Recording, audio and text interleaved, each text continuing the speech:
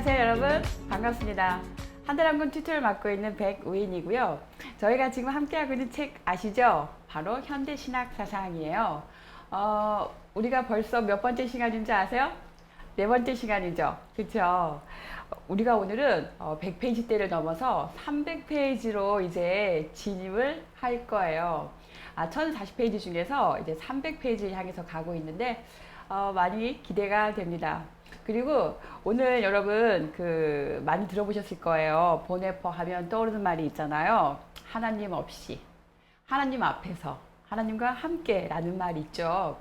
도대체 이 말이 무슨 말이었을까? 어디서 들어본 말 같긴 한데 이 말이 어디서 나왔을까? 어떤 맥락이었을까? 궁금하셨다면 오늘 그 궁금증을 해결하실 수가 있습니다.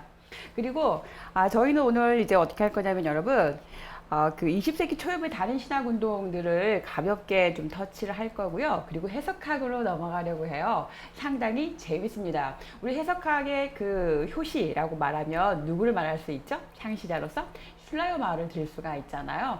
그래서 그 슐라이어마어를 필두로 해서 그 해석학에 관한 이야기를 쭉 이제 듣게 될 텐데요. 그 해석학 중에서 이제 그 비종교적 해석학이라고 하는 게 있어요. 그 보네퍼에. 그 해석학은 사실은 어떤 그 텍스트를 어떻게 해석할 것이냐에 관한 이야기보다 윤리학에 관한 이야기거든요. 그래서 그 실천에 관한 이야기를 다루고 있는데 정말 오늘 재미나게 이 시간에 참여할 수가 있을 것 같습니다. 여러분 시작해 볼게요. 페이지는 어디냐면요 187페이지예요. 거기 보시면 20세기 초엽의 다른 신학운동들 이렇게 이야기를 하면서 이제 우리가 머릿속에 떠올라야 되는 게 뭐죠 여러분? 맨 처음에 자유주의 신학이었죠. 여기에서 반대 이쪽에서 이쪽에 자유주의가 있다면 이쪽에서 이제 튕겨져 나오는 것들이 있었습니다. 그 중에 하나가 뭐였냐면 바로 변증법적 신학이었어요. 자, 그리고 나서 또 뭐가 나왔냐면 종교사회주의가 있고요. 그 다음에 이제 루터 르네상스라고 하는 게 있습니다. 루터가 외쳤던 그 구호를 받아서 그렇게 실천에 나가려고 하는 그런 사상사의 흐름이 있었습니다.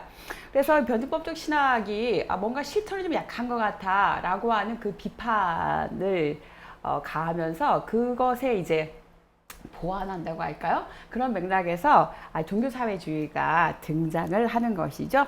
시작해 보도록 할게요. 어디냐면요 187페이지 첫 번째 패러그래프에서 첫 번째 줄입니다.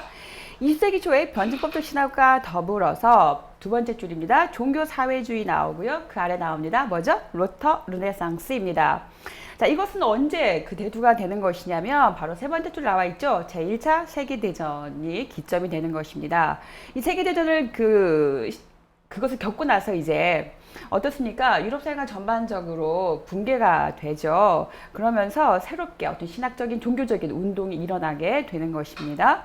자, 그 다음에 세 번째 줄도 내려가시면 이제 이 종교사회주의가 말하고 싶은 건 뭐냐? 실천의 문제다. 자, 이렇게 말하고 있죠. 그래서 거기 밑줄 긋도록 하겠습니다. 실천의 목적을 갖고 있다. 실천이 굉장히 중요시 여겨지고 있다는 겁니다.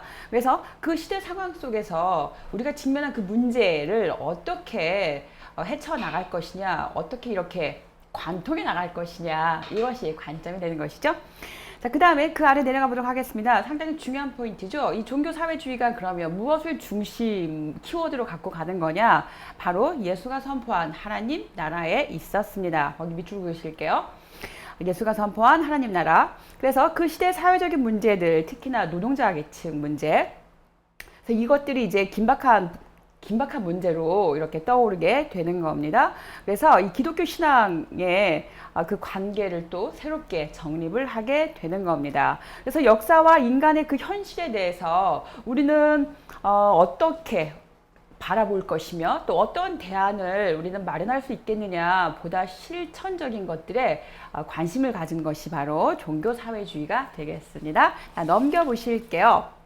넘겨보시면 그 아래 이제 두 번째 패러그래프에서 헤르만 쿠터를 다루고 있고요. 그 다음에 라카트를 다루고 있습니다. 그들 역시 그 어떤 사상의 중심점에 누가 있냐면 예수 그리스도가 있었고요. 그래서 예수 그리스도가 선포한 하나님 나라를 중심으로 해서 그들의 사역을 쭉 펼쳐가고 있다는 이야기가 나오고 있습니다. 그러면서 두 번째 패러그래프에서는요. 쿠터에 대해서 그 소개를 하고 있었는데요.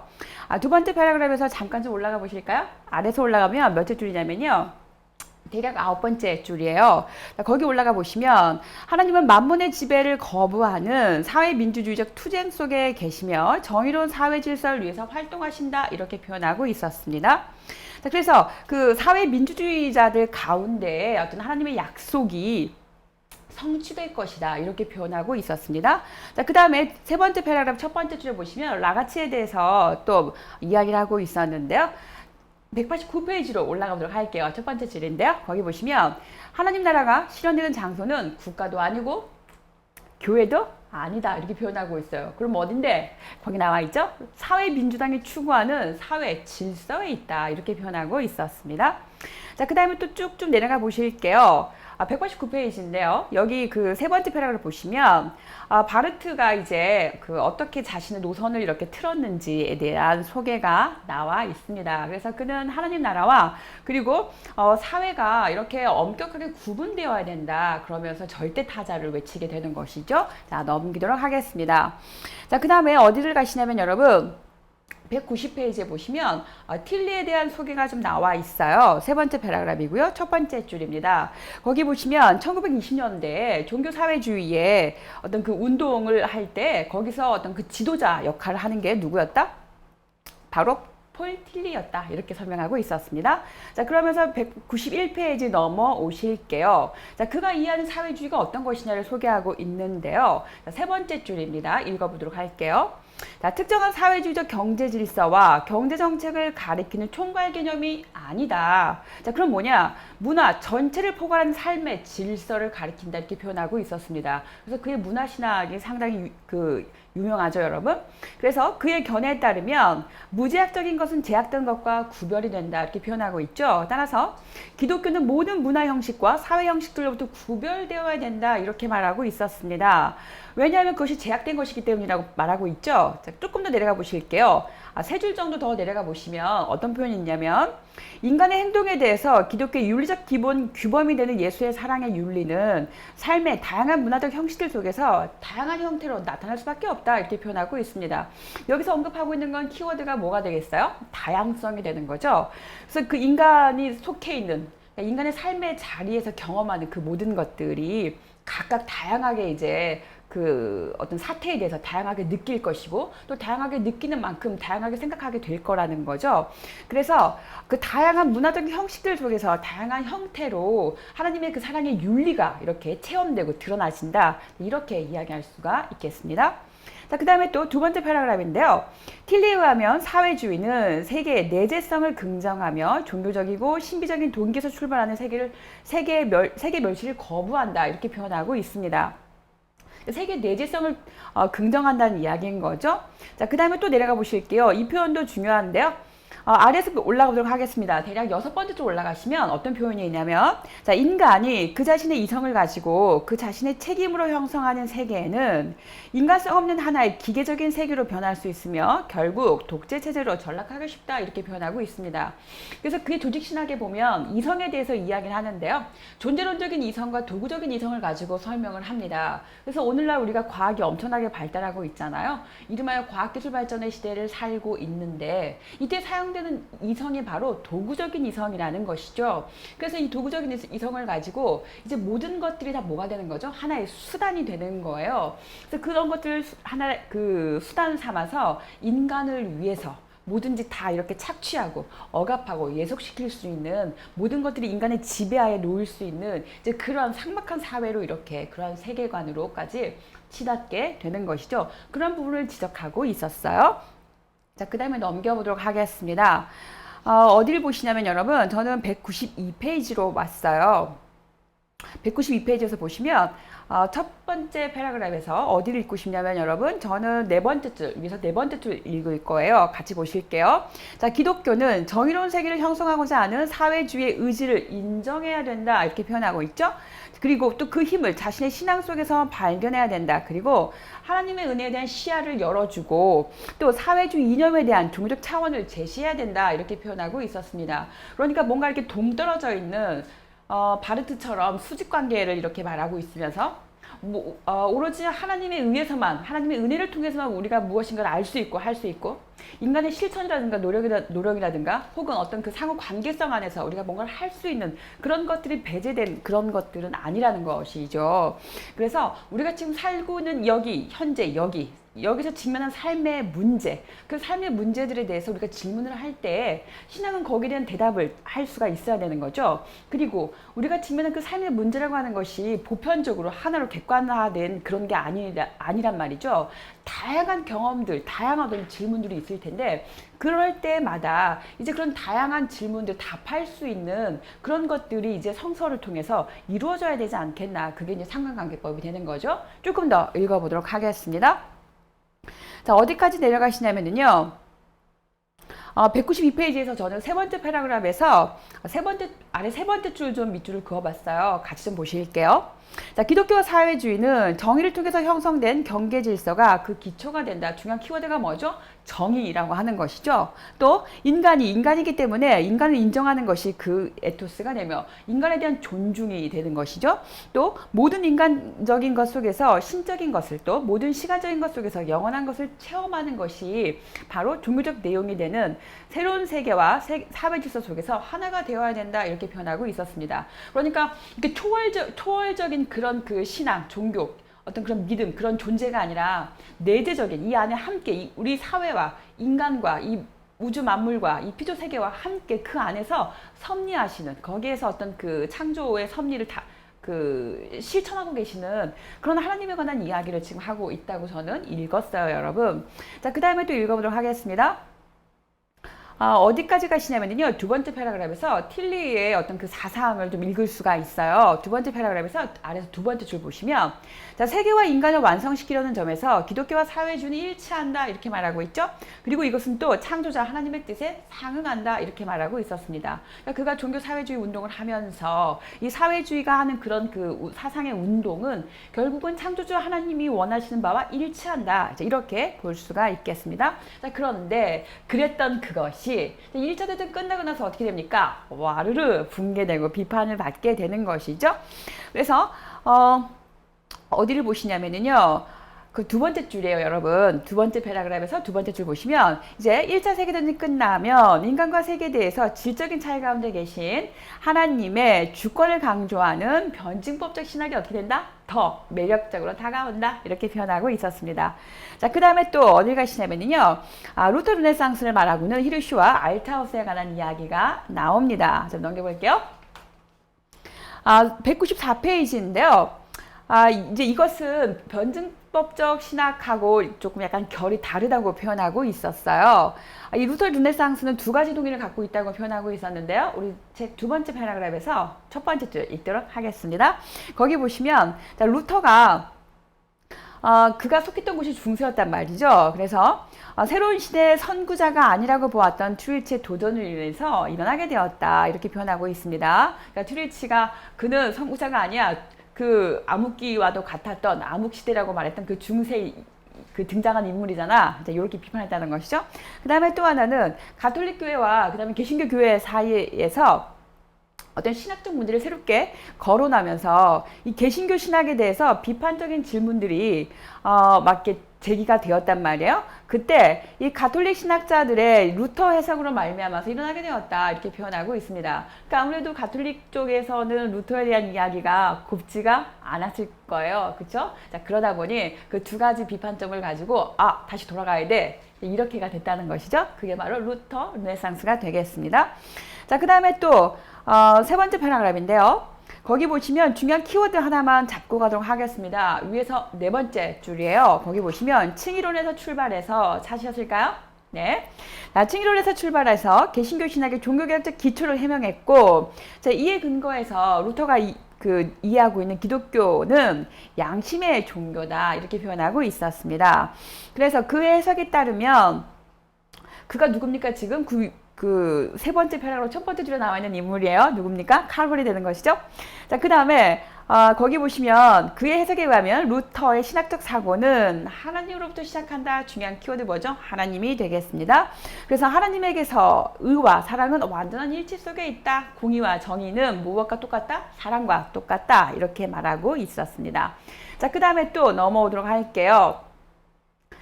195페이지에서 두 번째 패러그래프에서 누구를 소개하고 있었냐면 루터 르네상스의 두 번째 대변자인데요. 바로 히르슈를 꼽고 있었습니다. 자, 그 세 번째 패러그래프에서 그의 견해를 이제 소개하고 있었는데요. 하나님 나라와 루터의 두 왕국론의 관계에 대한 세 가지 해석에 따라서 이제 세 가지 국가론이 결정된다고 말하고 있어요.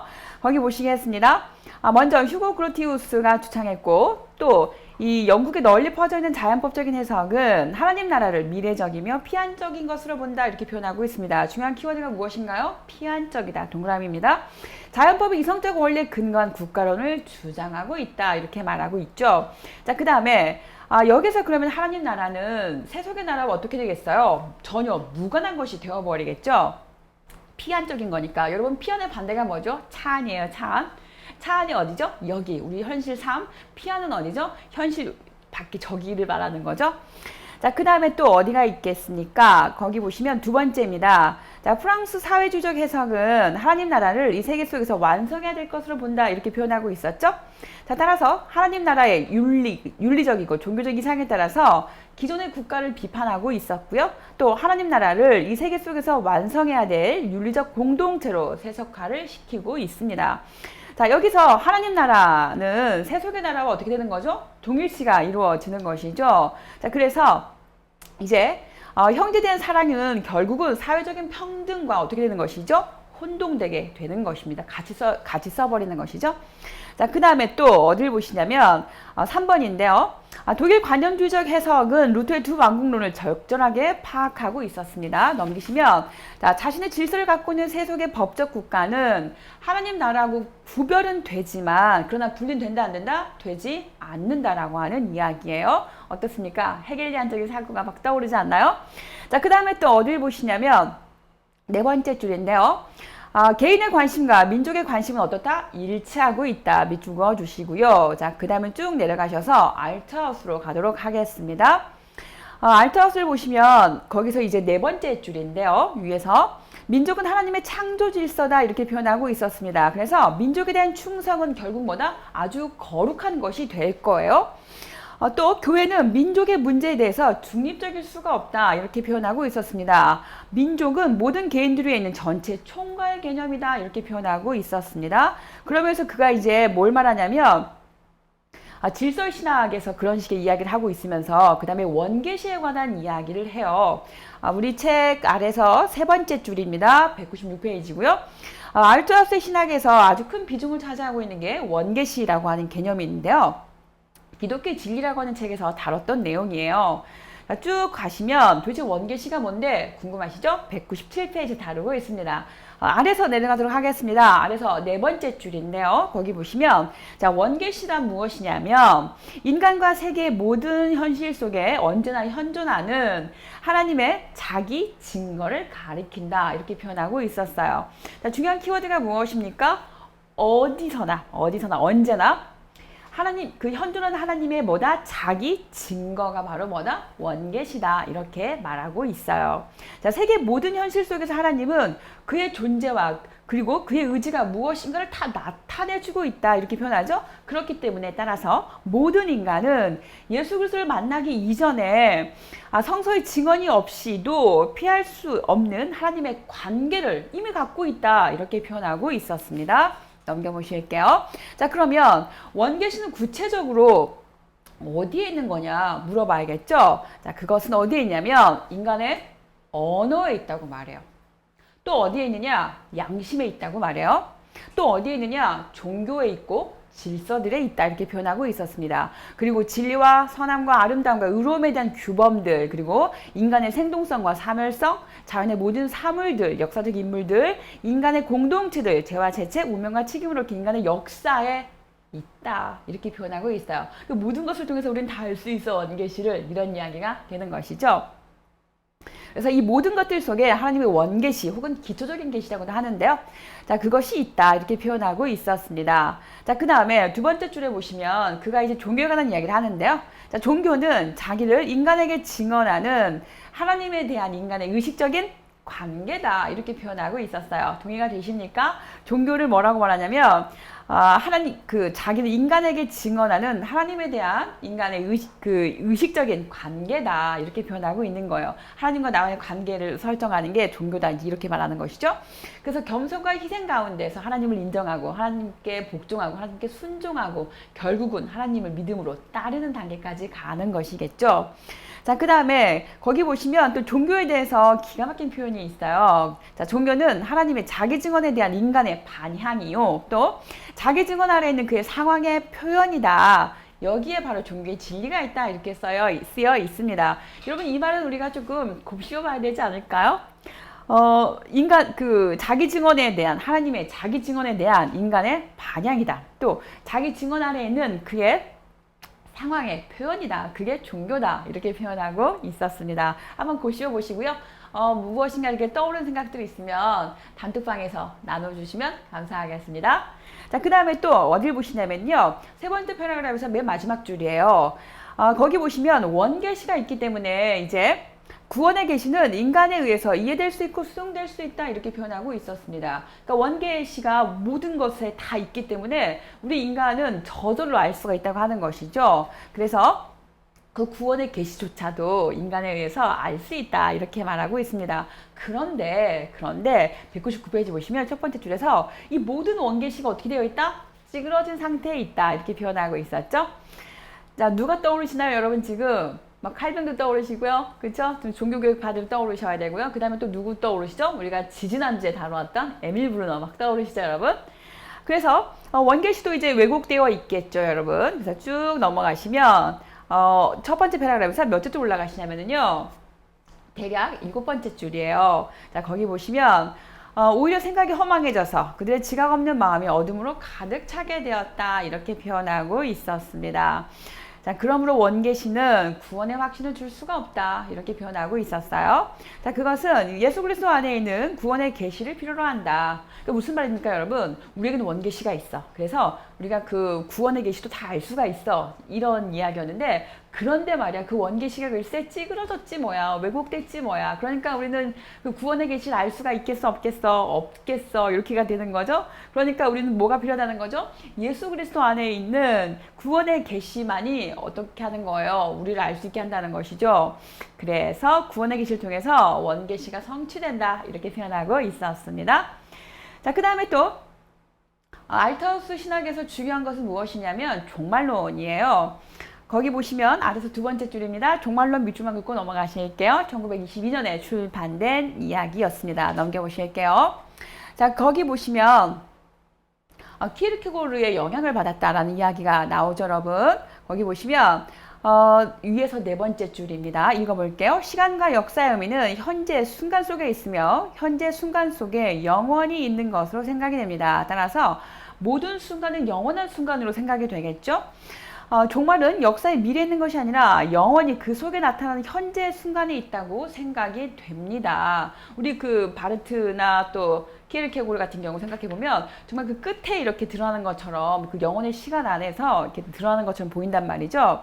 자, 그런데 알트하우스는 그 생각에 동의를 해야 하네요. 그 생각에 동의를 안 합니다. 어떻게 동의 안 하는지, 그의 생각은 무엇인지 한번 들어보도록 할게요. 자, 거기 보시면 두 번째 패러그래프 두 번째 줄인데요. 모든 종역사적 종말론, 곧 묵시론적 종말론을 비판하고 있다 이렇게 변하고 있습니다. 다 끝에 가서 드러나게 될 거야. 모든 게 다 이렇게 전복되고 나서 새롭게 다시 이렇게 셋업이 될 거야 라고 하는 그런 식의 그 묵시론적인 종말론에 대해서 비판을 가하고 있었습니다. 자, 그는 무엇을 말하고 있냐면 좀 내려가 볼게요, 여러분. 위에서 대략 다섯 번째 줄이에요. 거기 보시면 역사의 열매는 역사적 시간의 마지막 상태에 있는 게 아니다 이렇게 표현하고 있었습니다. 우리가 그 종말론 말할 때 이렇잖아요. 마치 그 과학자들이 말하고 있는 열죽음 상태와 같은, 우리 기독교식으로 말하자면 그 묵시적인 종말론 같은, 그래서 모든 끝에 가면 다 모든 게 다 이렇게 없어지고 전복되고 다 파괴되고, 그리고 나서 거기에 새로운 것이 이렇게 임하게 될 것이야 라고 하는 그런 것이 아니면 또 하나 뭐가 있겠어요? 저 끝에 가서 일어나는 거야. 종말은 그것이 아니라면 뭐가 있겠어요? 지금 매 순간순간이 종말인 거지. 내가 하나님을 만나는 그 순간이 바로 종말인 거지. 이런 이야기잖아요. 알타우스는 어느 쪽에 속해 있을까요? 계속 들어가 보도록 하겠습니다. 자, 거기 보시면 좀 한 줄 더 내려가 보실게요. 그것은 역사의 피 안에서 거둬질 것이 아니다. 이렇게 표현하고 있었죠. 역사의 완성은 역사의 마지막 상태에 있다고 생각할 수가 없다. 이렇게 말합니다. 자, 그럼 어디에 있느냐? 마지막 상태와의 특별한 관계 속에서 정립될 수도 없어. 이렇게 표현하고 있었습니다. 그러면 어딘데? 맨 아래 내려가시면요. 아래서 세 번째 줄에서 말하고 있어요. 밑줄 그어 보실까요? 거기 보시면 현재적인 것 혹은 가치론적인 것이다. 이렇게 표현하고 있었습니다. 현재적인 것이다. 밑줄 쫙 그어 주실게요. 그래서 알타우스에 의하면 파라다이스의 원상태와 죄의 타락은 인류의 시작 단계에 일어난 역사적 사건이 아니라 모든 인류의 초시간적이고 언제나 현재적인 상태를 가리킨다. 이렇게 표현하고 있었습니다. 자, 그래서 종말도 이와 같은 거야. 이렇게 말하고 있었습니다. 역사의 선을 끝까지, 마지막까지 이렇게 연장을 시켜서 완성해서 도달할 수 있는 그런 게 아니다. 이렇게 표현하는 거죠. 오히려 역사선상에 모든 수직선을 이렇게 쭉 이렇게 세움으로 해서 거기에 도달할 수 있다. 매 순간. 마치 그 하나의 직선이 있으면 우리가 이렇게 이야기하잖아요, 여러분. 이 하나의 직선이라고 하는 건 무엇이 모여 만들어진 거죠? 점들이 모여서 선을 만드는 거잖아요. 그러니까 그 모든 점들이 이렇게 쭉 이어져서 선이 되는 것처럼 그 모든 점들이 뭐가 되는 거예요? 매 순간에 모든 점들이 마치 하나의 종말을 의미하는 것처럼 그렇게 연상하시면 좋을 것 같습니다. 자, 그 다음에 또 내려볼게요. 5번째 줄인데요. 자, 이러한 의미에서 모든 시간은 마지막 시간이다. 이렇게 표현하고 있었죠? 세계사는 시간의 완성을 지향하는 것이 아니라 모든 세대와 시간 속에서 완성되고자 한다. 자, 세계사는 이 세계사의 그 완성은 역사의 미래에 있는 것이 아니라 종말이 그 속에 나타나는 현재 순간 속에 있다. 여러분, 이 말 너무 멋진 말 아니에요? 다시 한번 밑줄 그어 볼게요. 종말이 그 속에 나타나는 현재 순간 속에 있다. 이렇게 표현하고 있어요. 그 현재 순간 안에 마치 그 직선을 이루고 있는 그 수많은 점들, 그 점들 안에서 뭐가 일어난다는 거예요? 종말이 있다. 이런 이야기가 되겠습니다. 자, 그 다음에 좀 넘겨보실게요. 그 아래 문장도 그 읽을 것들이 상당히 많은데요. 오늘 다룰 것이 많으니까 넘겨서 202페이지 와가지고 첫 번째 줄만 밑줄 그어보도록 할게요. 그래서 알타우스가 말하는 그 종말론은 가치론적인 종말론이라고 할 수가 있겠다. 자, 중요한 포인트였고요. 자, 그 다음에 두 번째 패러그래프에서 첫 번째 줄 현재 순간 밑줄 그어 주실게요. 그 다음에 두 번째 줄에서 그 시대의 상황을 반영하고 있다. 밑줄 그도록 하겠습니다. 그러니까 철저히 이렇게 초월적인 그런 것이 아니라 지금 현재 여기에서 일어나는 굉장히 실천적인 것을 말하고 있구나. 이렇게 붙잡으시면 될 것 같습니다. 자, 그래서 두 번째 패러그래프에서 아래서 두 번째 줄 밑줄 그어 가도록 하겠습니다. 저는 별도 그렸어요, 여러분. 확인해 볼게요. 하나님 나라는 이 세계의 변화를 통해서 오는 것이 아니라 하나님이 지금의 세계 형태를 파괴함으로써 오는 것으로 생각된다. 이렇게 표현하고 있습니다.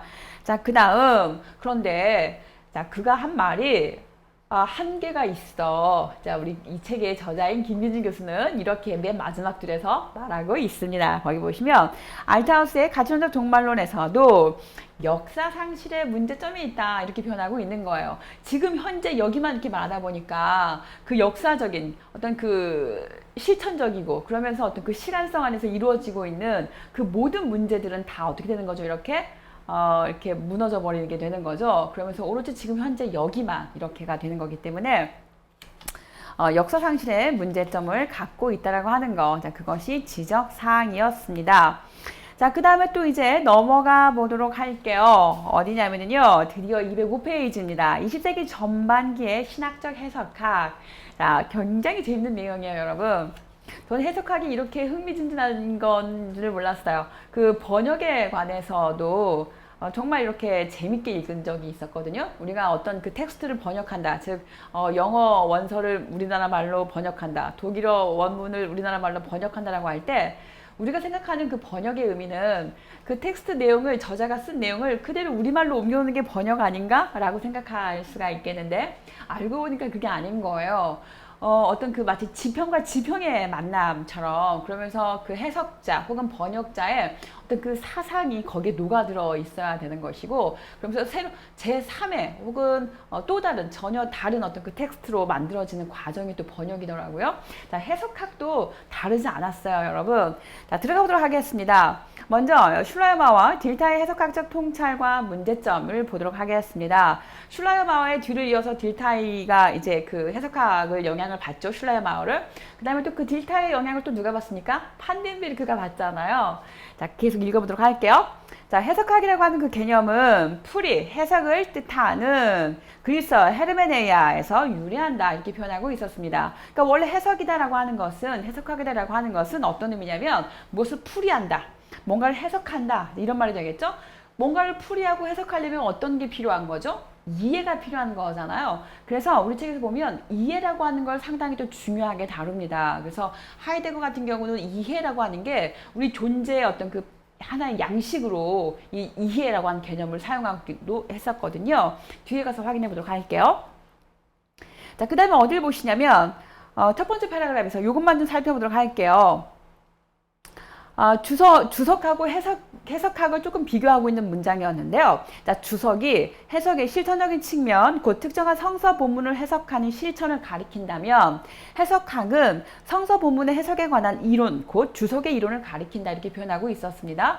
그러니까 주석은 무엇입니까? 어떤 실천적인 측면, 해석의 실천적 측면을 말하는 것이고 그 다음에 해석학은 그런 해석에 관한 이론, 이것이 바로 주석의 이론을 세워두는 그런 것이다 이렇게 표현하고 있었습니다. 자, 해석학의 창시자 누구라고 말하고 있습니까? 슐라이어마우어라고 표현하고 있었습니다. 자, 그가 살았던 연대 한번 확인해 보실까요? 자, 1768년부터 1834년이에요. 제가 공부를 하다 보니까 재미나게 나름대로 그 공부하는 방법이 하나 있는데 그 등장인물들이 나오면 등장인물들의 그 연대를 한번 쭉 뽑아보는 거예요. 그래서 언제 태어나서 언제 이렇게 그 죽었는지를 그러다 보면 그 수많은 그 사상가들 혹은 수많은 신학자들 혹은 수많은 예술가들의 그 연대기를 같이 막 비교해보면 막 겹치는 거죠. 그럼 우리는 이제 어떤 걸 연상할 수 있어요? 아, 이들에게 영향을 받았겠구나. 서로 이렇게 어떤 유기적인 관계에 있으니까 이 예술 사조는 이 사람에게도 영향을 받았겠구나. 혹은 이러한 그 철학 사유는 이러한 과학과 연관이 있겠구나라고 하는 것들이 자연스럽게 이렇게 연결이 되는 거예요. 어느 하나가 따로 떨어져 있는 게 아니잖아요. 다 촘촘하게 그물망처럼 연결되어 있죠. 그거를 불교 용어로 인드라망이라고 할 거예요. 모든 게 다 촘촘하게 연결되어 있다라고 하는. 아무튼 그 연대를 이렇게 한 번씩 여러분 한번 이렇게 정리를 해보세요. 그 사상가들, 신학자들 나올 때마다 그러다 보면 서로 어떻게 영향을 주고 받았겠구나라고 하는 게 조금 이렇게 보이기도 한답니다. 그 다음에 이제 어디 가시냐면요. 세 번째 줄 보실게요. 아래서 세 번째 줄 보시면 그는 이 해석학을 어떻게 생각을 했었냐면 이해 기술로서의 보편적인 해석학은 존재하지 않는다 이렇게 표현하고 있었어요. 단지 특수한 여러 가지 해석이 존재할 뿐이다. 다시 말하면 우리가 어떤 텍스트를 해석하는 데 있어서 보편적인 일반화된 그런 것이 존재할 수가 없다 이렇게 이야기하는 것이죠. 마치 그 니체의 관점주의 같은 이야기인 거예요. 내가 이 컵을 어디서 보느냐에 따라서 이 컵이 달라 보이는 거죠. 이거를 이렇게 위에서 아래를 내려다보면 동그랗게 보일 거고 이 컵을 내가 아래에서 이렇게 올려다보면 아래가 보일 거고 옆에서 보면 또 이런 모양이 보일 거고 이런 것처럼 해석학도 마치 그렇다고 하는 거예요. 해석자의 그 삶의 자리가 혹은 이 해석자의 지평이 어디냐에 따라서 이 텍스트를 바라보는 관점이 달라지기 때문에 다양한 해석학이 나올 수밖에 없다 이렇게 표현하고 있었습니다. 넘겨보실게요. 자, 그 다음에 또 206페이지 가시면은요. 자, 그러면 해석학이라고 하는 게 어떤 하나의 텍스트를 가지고 이렇게 그 해석을 하는 거면 뭔가 객관적이고 보편적인 그런 내용들이 나와야 되는 거 아니야? 그 해석하는 사람에 따라서 다 달라진다고 하면 우리는 그걸 어떻게 받아들일 수가 있어?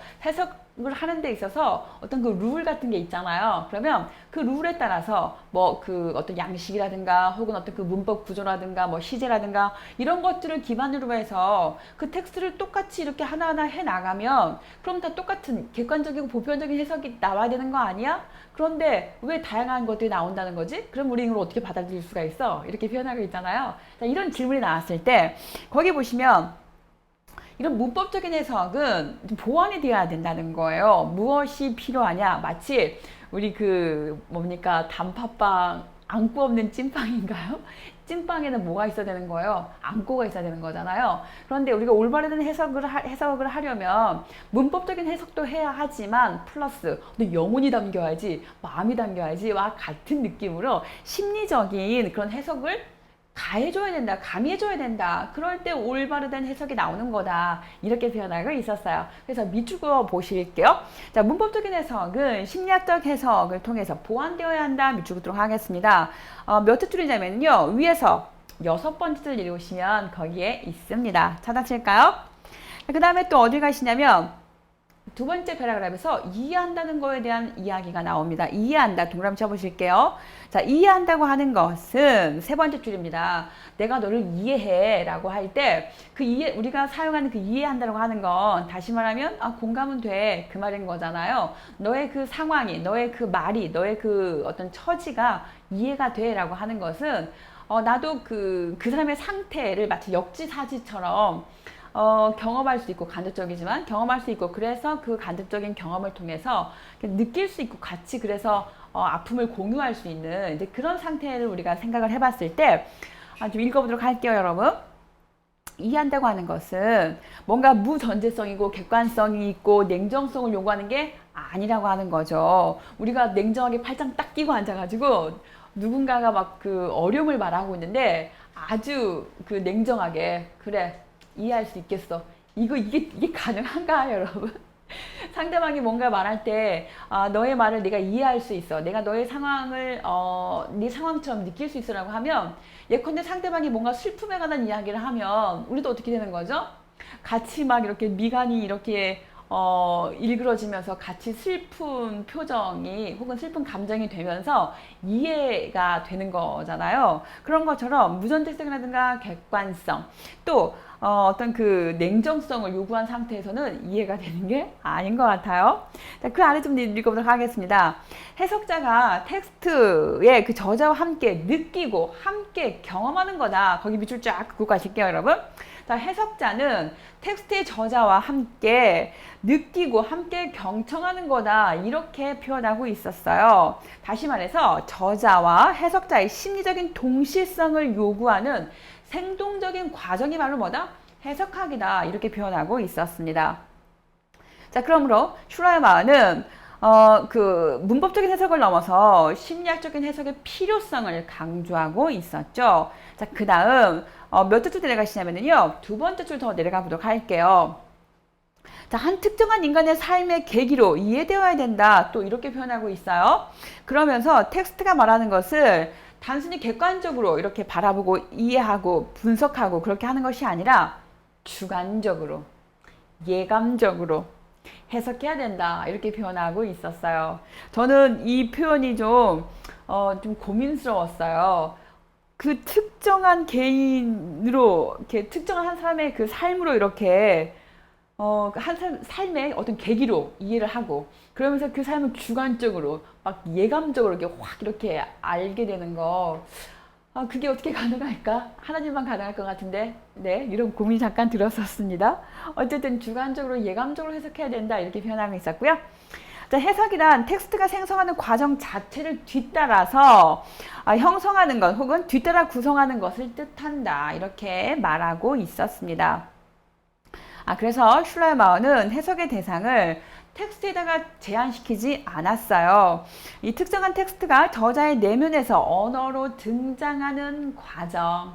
되게 멋진 말이죠. 이 저자의 텍스트가 저자의 내면에서 하나의 언어로 등장하는 그 과정으로 이렇게 확대시킨다. 마치 어떤 느낌이냐면 그 시인이 시를 쓰잖아요. 그러면 우리가 그 시집을 발간할 때 맨 뒤에 보면 그 해설이 있어요.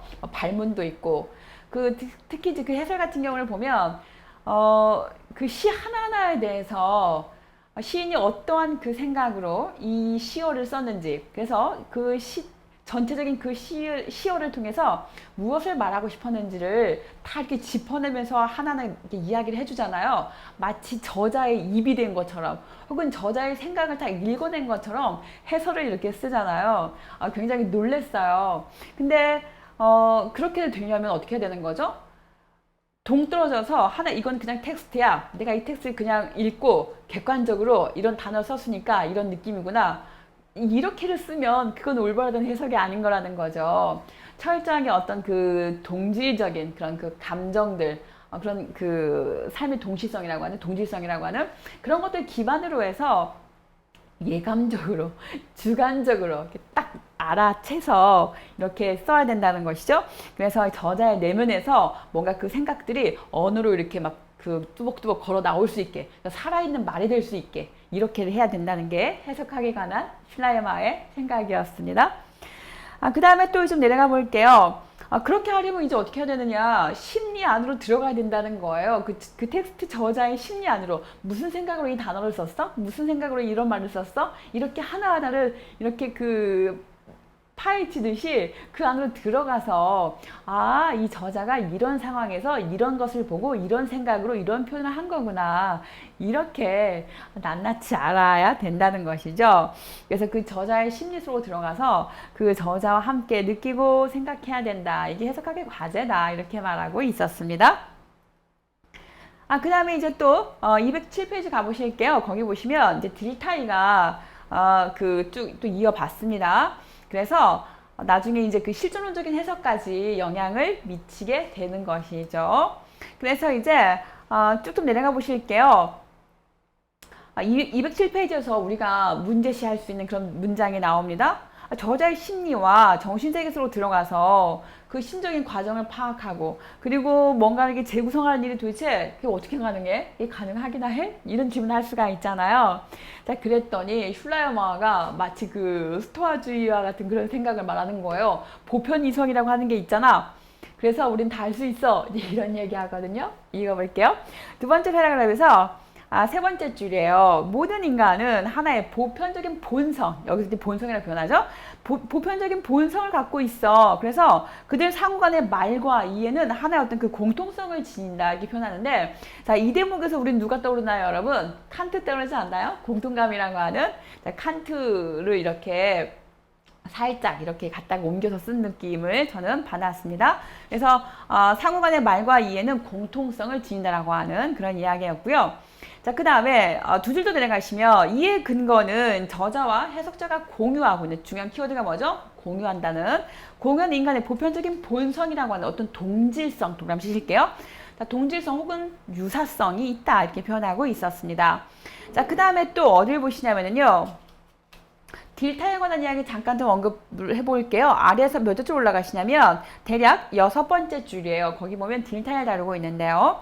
자, 딜타이는 역사의 모든 사건을 인간의 삶의 표현으로 파악했다, 이렇게 표현하고 있습니다. 자, 중요한 키워드가 뭐죠? 역사의 모든 사건이 결국 뭐가 된다는 거예요? 인간의 삶의 표현이 된다, 이렇게 표현하는 것이죠. 역사에서 일어나는 모든 일들은 다 우리 인간사가 다 경험하는, 너도 경험하고 나도 경험하는 그런 모든 그 삶의 어떤 그 사건들이다, 이렇게 표현하고 있었습니다. 그래서 역사의 모든 사건을 인간 삶의 표현으로 파악했으니까 이제 역사적인 사건들은 결국은 뭐가 되는 거예요? 거기 나와 있죠. 인간 정신의 작용이다, 이렇게 표현하고 있었습니다. 그래서 해석학이라고 하는 건 문헌으로 고정되어 있는 삶의 표현들에 대한 이해 기술에 관한 이론이다, 이렇게 말하고 있었습니다.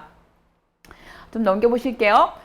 그 자연과학하고 정신과학에 대해서 비교를 하고 있는 내용이 나옵니다. 거기 읽어보시면 좋을 것 같고요. 자, 거기서 이해에 관한 이야기 한 번 더 짚어볼게요. 자, 어디냐면 208페이지였고요. 두 번째 패러그래프에서 내려가 보도록 하겠습니다. 대략 몇 번째 줄이냐면 8번째 줄이에요. 찾았을까요? 자, 거기 보시면 자기 자신을 설명하는 삶 자체가 바로 이해다, 이렇게 말하고 있었죠. 그래서 이해되어야 하고 풀이되어야 할 문헌과의 만남은 정신의, 자기 자신과의 만남이다, 이렇게 표현하고 있었습니다. 자, 그렇다면 현재와 또 과거의 그 역사적 거리를 극복하고 문자로 고정되어 있는 과거의 문헌을 이해할 수 있는 그 근거가 뭐냐 이렇게 표현하고 있는 거죠. 과거의 어떤 그 텍스트를 그 현재라고 하는 그 시간, 엄청난 그 시간의 간극이 있잖아요. 그럼에도 불구하고 문자로 이렇게 고정되어 있는 그 텍스트를 오늘 이 자리에서 읽으면서 어떻게 그것을 알 수 있느냐, 나의 삶의 자리로 갖고 와서 어떻게 동일시하면서 어떻게 이해할 수 있겠느냐라고 하는 질문인데, 거기 보시면 두 번째 줄이에요. 읽어보도록 하겠습니다. 다 같이 역사적 삶의 거대한 흐름에 참여하고 있다. 그러면서 정신의 내적인 전체성과 무한성 속에 함께 있다. 이렇게 표현하고 있는 거예요.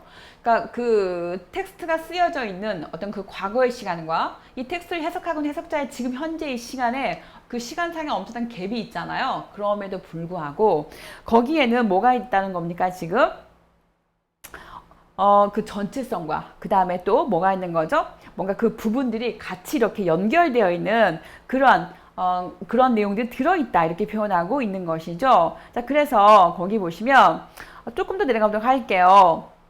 모든 인류의 공통된 삶의 흐름이 어두운 배경의 근거에서 역사적 삶의 표현들, 곧 과거의 문헌들을 이해할 수 있게 한다 이렇게 표현하고 있어요. 그러니까 전체적인 그 삶 안에서 그 안에 들어있는 어떤 특수성, 부분 이런 것들은 전체적인 삶 안에서 다 이렇게 이해 가능한 것이다. 이렇게 읽으시면 좋을 것 같아요. 저는 그렇게 읽었거든요. 그래서 아까 방금 읽은 문장도 보시면 모든 인류 공통된 그 삶의 흐름이 어떻다는 이야기인 거죠?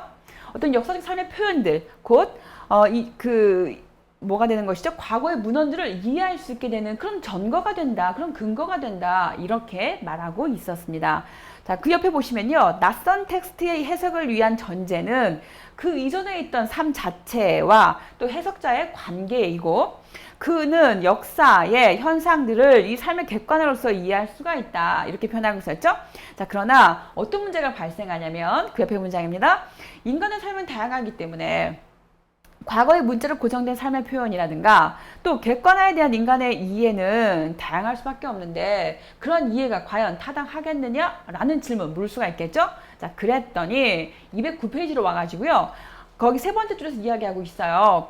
역사의 전체와 관련해서 당연히 해명될 수 있지. 전체 안에 무엇이 들어있다는 거죠? 부분들이 다 같이 들어있어. 이런 이야기인 거예요. 우리가 수학적으로 말하자면 전체 집합이 있고 부분 집합이 있잖아요. 그 전체 집합 안에 부분 집합이 다 이렇게 들어가 있는 것처럼 그런 맥락에서 그림을 그려보시면 이해가 될 것 같습니다. 자, 그 다음에 또 그러나 우리는 역사의 마지막에 살지 않고 역사의 과정 중간에 있기 때문에 전체를 파악할 도리가 있다 없다? 없지 않아요. 따라서 이제 우리는 어떻게 되는 겁니까? 그 부분을 통해서는 부분은 전체 안에 다 들어있는 거기 때문에 전체를 들여다보면 그 부분도 다 이해할 수 있는 거잖아. 이런 맥락인데, 그러면 그 역사의 전체라고 하는 건 저기 끝점까지 가야 전체가 되는 거잖아. 그런데 역사가 저기 끝에까지도 가기 전에 우리는 이미 다 죽을 건데 그 끝을 우리는 어떻게 알 수 있다는 거야. 이렇게가 말하게 되는 거잖아요. 마치 누굽니까?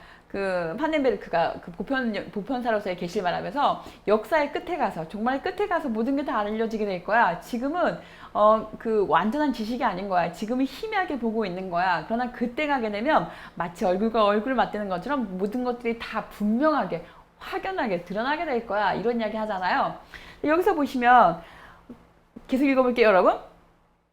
우리는 지금 삶의 과정을 살고 있는데 그 끝을 우리가 어떻게 해야 되느냐? 끝에까지 기다려야 되느냐? 그래서 끝에 가서야 비로소 우리가 전체를 알 수가 있다는 이야기인데, 자, 그러면 내려가 볼게요, 여러분. 첫 번째 패러그래프에서요. 몇 줄 올라가시냐면 아래에서 세 번째 줄이에요. 자, 역사의 마지막, 곧 역사의 종말에 이르러서 역사의 전체적 의미가 드러난다 이렇게 표현하고 있죠. 그래서 이 전체적 의미 속에서 개별의 역사적 문헌들의 의미가 해명될 수 있다 이렇게 표현하고 있었습니다. 누구랑 지금 똑같은 거예요. 이 딜타의 이야기를 슐라이머가 딱 갖다 쓴 느낌이죠. 지금 뒤에 그 판넬블크 갈 때 거기 가서 조금 더 다시 한번 확인해 보도록 할게요. 자, 어쨌든 그래서 역사 끝에 가서야 모든 것들이 다 드러나게 될 거야. 전체 안에서 그 부분들은 다 이해될 수 있어. 이렇게 표현하고 있습니다. 자, 그 다음에 또 역시나 그 슐라이어 마 뒤를 이은 딜타이기 때문에 어쨌거나 슐라이어 마가 듣고 있는 비판을 같이 듣고 있겠죠. 자, 거기 지적사항이 있습니다. 첫 번째, 모든 해석자가 인류의 소위 동일한 정신적 본성이나 이성을 통해서 과거의 모든 사람들, 곧 범죄자들이라든가 정치인들, 종교 지도자들, 지배자들의 모든 자의적 행동을 함께 느낀다는 게 그게 가능하겠어? 이건 불가능하잖아. 이렇게 지금 지적하고 있는 거예요. 자, 그 다음에 또 파넨베르크에 의하면 평균적인 자질을 가지고 있는 모든 역사가가 동일한 영적 본성의 힘으로 지나간 시대 인간의 모든 행동을 함께 느낄 수 있는 가 있겠어? 이렇게 표현하고 있는 거죠. 그러니까 모든 사람 개개인 하나하나에 대해서 우리가 다 같이 이해하고 느끼고 어떤 그 동일시하고 동질감을 느끼고 이런 게 가능하겠어? 이런 식의 질문으로 보시면 되겠습니다. 따라서 특수한 사회적이고 역사적인 그런 상황에 처해 있는 그 해석자가 그의 상황을 초월해서 저자와 어떤 그 동시성을 이렇게 얻는다고 하는 것은 사실은 어떻다는 거죠? 불가능하겠다. 이런 지적이 있겠습니다. 그래서 여기서 우리는 심리학적 동시성의 개념에 문제점을 지적할 수밖에 없다. 이렇게 표현하고 있었습니다. 자, 그 다음에 아래서 두 번째 줄인데요. 확실하게 한 번 더 밑줄 그어 보실게요. 자, 양자의 모든 현실적 조건들과 역사적 상황들이 어떻게 된다? 그냥 다 무시되어 버린다. 이렇게 표현하고 있었어요. 자, 그러나 인간은 언제나 특수한 조건들과 상황 속에서 실존하기 때문에 자, 이 조건들과 상황을 뛰어넘는 그런 완전한 동일시는 있을 수가 없다. 자, 이렇게 표현할 수가 있겠고요. 자, 그 다음에 세 번째, 역사는 인간의 행동과 연관된 이례적인 것을 다룰 뿐만 아니라 인간에게 일어난 사건 중에 이례적인 것을 다루기도 한다. 이렇게 표현하죠. 자, 역사가는 인간의 영적 활동과 심리적인 과정에 대해서만 관심을 가져야 된다. 이렇게 표현했단 말이죠. 자, 그러면 어떤 일이 벌어지는 겁니까? 그 외의 것들은 예를 들면 정치적이고 경제적인 것들 또 자연적인 조건들에 대해서는 어떻게 하는 거예요? 다 무시하게 되는 거죠. 그럼 마치 어떻게 되는 거죠? 공중에 붕 떠 있는 듯한 공중부양하면서 살고 있는 듯한 그런 느낌이 드는 거죠. 자, 이런 지적사항이 있었고요. 그 다음에 네 번째 보시면 인간의 본성, 이성과 본성은 언제나 역사적인 상황의 제약을 받게 되어 있습니다. 자, 그러면서 다양성을 지니고 있는데요. 따라서 각 시대의 다양한 이성은 어떻습니까? 다양하게 해석될 수밖에 없지 않겠어? 라고 말을 할 때 이제 쭉 내려가 보시면 저는 첫 번째 패러그램에서 아래쪽에서 좀 내려가 볼게요, 여러분. 몇 줄 올라가시냐면요. 대략 6번째 줄이에요. 자, 거기 어떻게 되어 있냐면 각 해석자는 자신의 특수한 역사적 삶의 어떤 그 상황들 거기에서 그 상황 속에서 과거의 문헌을 서로 다르게 이해할 수도 있다. 이렇게 이야기할 수 있겠죠. 또 다양한 해석들과 이해들 타당성을 검증할 수 있는 객관적이고 또 보편적인 기준이 없어져 버리겠죠? 자, 그렇게 되면 역사적인 상대주의로 이렇게 빠질 수도 있어. 이런 비판을 받는다는 이야기입니다. 자, 그래서 이런 문제를 어떻게 극복할 것이냐? 굳이 대안이 있을까? 자, 대안으로서 뭐가 나오냐면 5번인데요. 자, 부분들의 의미가 전체와 연관을 통해서 이해될 수 있다라고 말하는 것이었죠? 아까 읽었었습니다, 여러분. 그래서 우리가 마지막 끝에 가서 그때 가서야 다 알게 될 거야. 이런 식의 이야기였던 거죠. 자, 그 다음에 6번이었습니다.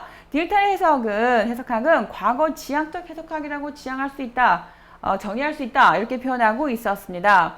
자, 그 다음에 그것은 무슨 얘기냐. 거기서 몇 줄을 내려가시냐면요. 대략 5번째 줄 내려가시면 어떤 이야기를 하고 있냐면 과거의 인간이 자신의 가능성으로 형성하였고 해석자에게 열어 보여주는 것에 의해서 결정된다. 이렇게 표현하고 있었습니다. 그러니까 과거의 텍스트 저자가 있었고 오늘날 이 현재의 텍스트를 번역하는 혹은 해석하는 해석자가 있다고 치면 어떤 느낌이냐면 마치 지금 여기 이 자리에서 과거로 이렇게 휙 가는 거죠. 그래서 나는 없고 과거의 그 시간만 있는 거죠. 그래서 그 과거 텍스트의 저자와 동일시하는 같은 동일한 그 역사 아래서 동일한 그 대기권 아래서 같은 걸 경험하면서 철저하게 글을 이해하면서 그 텍스트를 해석한다 이런 느낌인 거예요. 그럼 뒤에 가면 이제 누가 나오냐면 가다머가 나와요. 가다머는 어떤 이야기 합니까? 지평의 융합을 이야기하고 있거든요. 그러니까 우리가 지금 무엇인가 텍스트를 해석한다고 할 때 그 과거 텍스트 저자가 살던 그 시대적인 상황으로 휙 갈 것이 아니라 거기도 있고, 그 다음에 오늘 내가 살고 있는 여기에 지평이 있어. 그럴 때 이 지평과 이 지평이 두 개가 딱 만나서 제3의 새로운 지평이 짜잔 하고 만들어져서 거기에서 어떤 그 해석학이 나와야 된다. 가담은 이런 주장을 하거든요. 계속 살펴보도록 하겠습니다. 어디까지 가시냐면요. 211페이지에서 7번째 또 그 지적이 있어요. 거기 보시면 저자와 해석자의 관계는 이미 주어져 있는 그런 관계로 전제되어 있다 이렇게 표현하고 있었죠. 이미 다 알고 있는 거야. 우리 보편적인 본성이 있어가지고 다 알고 있으니까 그래서 그 텍스트 저자를 우리 다 이해할 수 있고 그래서 그의 텍스트를 우리는 그 해석할 수가 있는 거야. 그런 논리라는 거죠. 넘겨보도록 하겠습니다. 그 다음에 또 이제 저는 하이데거와 가다머 해석학에 대한 통찰과 문제점으로 넘어왔어요. 하이데거가 상당히 많이 지금 다뤄지고 있죠, 여러분. 굉장히 재밌었어요. 제가 누굽니까? 레비나스의 타자와 시간이라고 하는 책을 계속 읽고 있었거든요. 그래서 이 제목이 막 헷갈려요. 레비나스는 타자와 시간이고, 하이데거는 존재와 시간이에요. 누굽니까? 이 둘을 비교한 책들이 또 상당히 많죠. 하이데거가 이제 어떤 존재론에 관한 이야기를 펼쳐왔다면, 레비나스는 존재에 관한 이야기를 하면서 어디로 빠집니까? 윤리의 문제로 빠지잖아요. 그래서 윤리학을 다루고 있는데, 어쨌든 그 두 개의 제목이 되게 좀 비슷해서, 네, 정신을 바짝 차려서 존재와 시간은 하이데거 거예요. 자, 읽어보도록 할게요. 거기 보시면 저는 어디를 보고 싶냐면 여러분 세 번째 줄에서 존재와 시간 밑줄 그어보실게요. 그 다음에 그 옆에서 딜타의 생각을 한층 더 발전시킨다 밑줄 딱 그어주실게요. 하이데거가 딜타의 영향을 이렇게 좀 받았구나 알 수가 있는 것이죠. 자, 그 다음에 그 아래 보시면 딜타의 영향을 받은 밑줄 쫙 그어주실게요. 자, 그는 19세기 역사주의의 실증주의적 역사 이해를 거부한다 밑줄 그어주실게요. 여기서 역사주의의 실증주의에다가 한 번 더 가로치신 다음에 저는 거기다가 자연과학적 방법이라고 한번 써봤어요. 그러니까 자연과학적인 방법이라고 하는 것은 우리가 이런 거 있잖아요, 여러분. 그 현상학을 볼 때 우리가 언제 다뤘나요? 현상학과 서사공간이라고 하는 책 우리 같이 다뤘잖아요. 거기서 보시면 현상학이라고 하는 것이 어떤 사태가 있으면 그 사태 너머에 뭔가 본질이 있어라고 하는 것이 아니라 사태 자체 내에 어떤 그 본질을 이렇게 보여주고 있는 거야 라고 하는 거거든요. 그럴 때 그 사태라고 하는 것은 어떤 그 자연과학에서 말하고 있는 시간과 공간이 있는 그런 곳이 아니라 우리가 살고 있는 생활 세계에서 생활 세계를 이렇게 기반으로 해서 거기서 보여지는 것들을 하나의 사태로 이렇게 이해하는 것이었거든요. 그래서 자연적인 태도와 현상학적인 태도가 있을 때 이 자연적인 태도를 지금 여기 나와 있는 것처럼 실증주의적인이라고 이해하시면 좋을 것 같아요. 그래서 과학적인 방법론, 과학적인 시각 이렇게 보시면 좋을 것 같습니다. 그래서 그는 이제 이런 실증주의적인 역사 이해를 거부합니다. 그리고 그가 이제 이 실증주의적인 역사의 그 관념은 어떤 특징이 있느냐 뭔가 좀 밝혀줘야겠죠. 거기 보시면 과거의 텍스트를 그냥 하나의 뭐로 본다는 거죠? 자료로 본다는 거예요. 그래서 어떻게 보는 겁니까? 거기에서 어떤 객관적인 상을 이렇게 쭉 뽑아내겠죠? 그래서 객관화시켜서 뭔가를 말하려고 한다는 거예요. 자, 이거에 대해서 이 저자 뭐라고 말하고 있냐면요. 두 번째 줄 내려가시면 과거의 벌거벗은 사실들과 자료들을 확정하고 또 이를 통해서 과거의 청사진을 제시하고자 한다 이렇게 표현하고 있었습니다. 그 벌거벗은 사실들을 여러분 이 벌거벗은 사실이라는 하는 표현이 저는 누가 떠올랐냐면 우리 근대 과학의 아버지 하면 누구죠? 프란시스 베이컨이잖아요. 그가 이 자연을 어떻게 말합니까? 자연을 마치 여성과 동일시해서 자연은 말이야 가만히 있으면 절대로 자기의 그 비밀을 말해주지 않아. 어떻게 해야 되는 거예요? 가서 막 해치고 풀어 해치고 막 그 망치 같은 걸로 이렇게 막 두들겨 까가지고 다 막 열어 밝히고 그렇게 해야 진리를 드러내 보여준다고 이렇게 표현하거든요. 그래서 뭔가 다 벗겨내야 돼. 이런 식의 표현을 써요. 그래서 거기서 갖고 온 표현 같다라고 하는 걸 저는 좀 감을 좀 잡아봤습니다. 어쨌든 과거에 벌거벗은 사실들 그리고 또 그런 자료들 그걸 가지고 어떤 그 객관적이고 보편적인 그런 어떤 청사진을 이렇게 제시하려고 하는 거 마치 하나의 그 자연과학에서 하나의 법칙을 이렇게 만들어 놓고 모든 것을 그 법칙에 이렇게 대응시켜서 인간론적인 설명을 해내려고 하는 거. 그것이 실증주의적인 역사관이 되겠습니다. 자, 이런 특징을 가진 실증주의적 역사 이해는 세계에 대한 인간의 특정한 태도를 전제하고 있는데요. 자, 이러한 태도는 한마디로 어떤 것이냐? 근대 주객도식, 여러분 주객도식 동그라미 딱 쳐주세요. 주객도식. 근데 그러면 그 모더니티의 그 대표적인 그 핵심 키워드가 바로 뭡니까? 주객도식인 거죠. 주체와 객체라고 하는 다분히 이원화시켜서 내가 주체고 너는 객체야. 그러면 이 주체 중심의 사유가 이제 어떻게 하는 거죠? 이 객체를 다 도구로 만들고 자기의 수단으로 사용하면서 그를 이제 어떻게 하는 거예요? 아까 그 자연을 파헤치고 자연을 이렇게 예속시키고 자연을 이렇게 착취하는 것처럼 그렇게 그런 도구적인 이성으로 딱 전락하게 되는 거예요. 그래서 근데 그러면 어떤 주객도식 그것을 우리가 넘어서는 게 뭐죠? 관계로 가는 거였었잖아요. 에밀 브루노가 거기에 지대한 공헌을 했었다고 우리가 지난 시간에 텍스트 읽었던 기억이 납니다. 자, 어쨌든 이 주객도식의 키워드는 다르게 말하면 바로 아래쪽에 나와 있죠. 지배와 정복이라고 말할 수가 있는 거예요. 그래서 이제 강자의 논리가 나오는 거죠. 뒤에 보면 우리가 그 세속화에 관한 이야기를 다룰 때 또 상당히 재밌게 읽었는데 니체에 관한 이야기를 하잖아요. 그러니까 신이 없는 사회가 됐어. 그러면 이제 모두가 다 그 신에 의해서 우리가 무엇인가 검증받고 신에 의해서 무엇인가 이렇게 기댈 수 있었고 그런 것들이 있었는데 신이 없어진 사회에서는 이제 어떻게 되는 거죠? 뭐든지 인간이 스스로 주체적으로 무엇인가 판단하고 결정하고 액션까지 취해야 되는 거예요. 그렇다면 그런 인간에게 필요한 건 뭐밖에 없다? 권력의 의지, 힘의 의지밖에 없다. 이렇게가 되는 거죠. 그러면 이제 인간에게 있어 신이 없어진 그 세속화된 사회에서 권력이 힘이 뭐가 되는 거죠? 하나의 종교가 되는 거고 하나의 신이 되어버리는 거잖아요. 이런 식의 비판을 밀뱅크가 또 가하기도 했었어요. 그 신학과 사회이론이라고 하는 책 상당히 재밌는데 그 부분도. 그러니까 어쨌든 돌아와서 근대 주객도식이라고 하는 말은 다르게 표현하면 지배와 정복이 되는 거예요. 자, 그러면 아까 제가 근대 과학의 아버지가 누구라고 그랬죠? 프란시스 베이컨이라고 그랬잖아요. 그러면 근대 철학의 아버지는 누가 나오겠어요? 데카르트가 나오겠죠? 그래서 근대하면 그 둘을 늘 이렇게 언급을 하고요. 그러면서 데카르트는 하여간에 매번 이렇게 도마 위에 오릅니다. 오늘도 역시 그 도마 위에 올라가고 있는데요. 제가 여기까지 하고 잠깐 쉬어야 될 것 같은데 여러분 봅시다. 어디를 보시냐면요.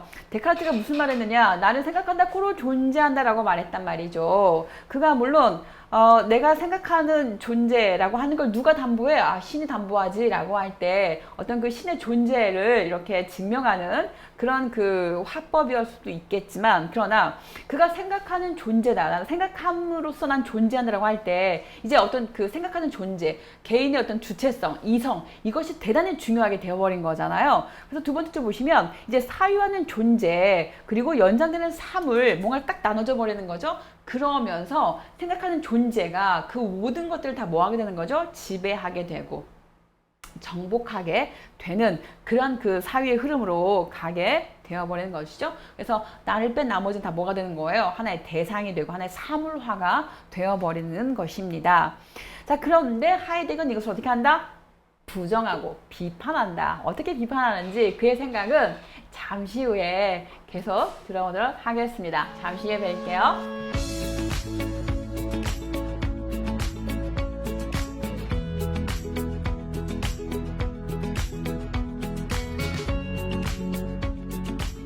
네, 여러분 잘 쉬었어요? 제가 책을 좀 갖고 왔어요. 여러분께 소개해드리고 싶은 책이거든요. 그리고 함께 꼭 읽고 싶은 책이기도 해요. 어떤 책이냐면 먼저 김종두 선생님의 그 책입니다. 하이데거의 존재와 현존재라고 되어 있고요. 거기 부제로는 후기 하이데거의 자기 해석에 기초한 존재와 시간의 재조명 이렇게 되어 있습니다.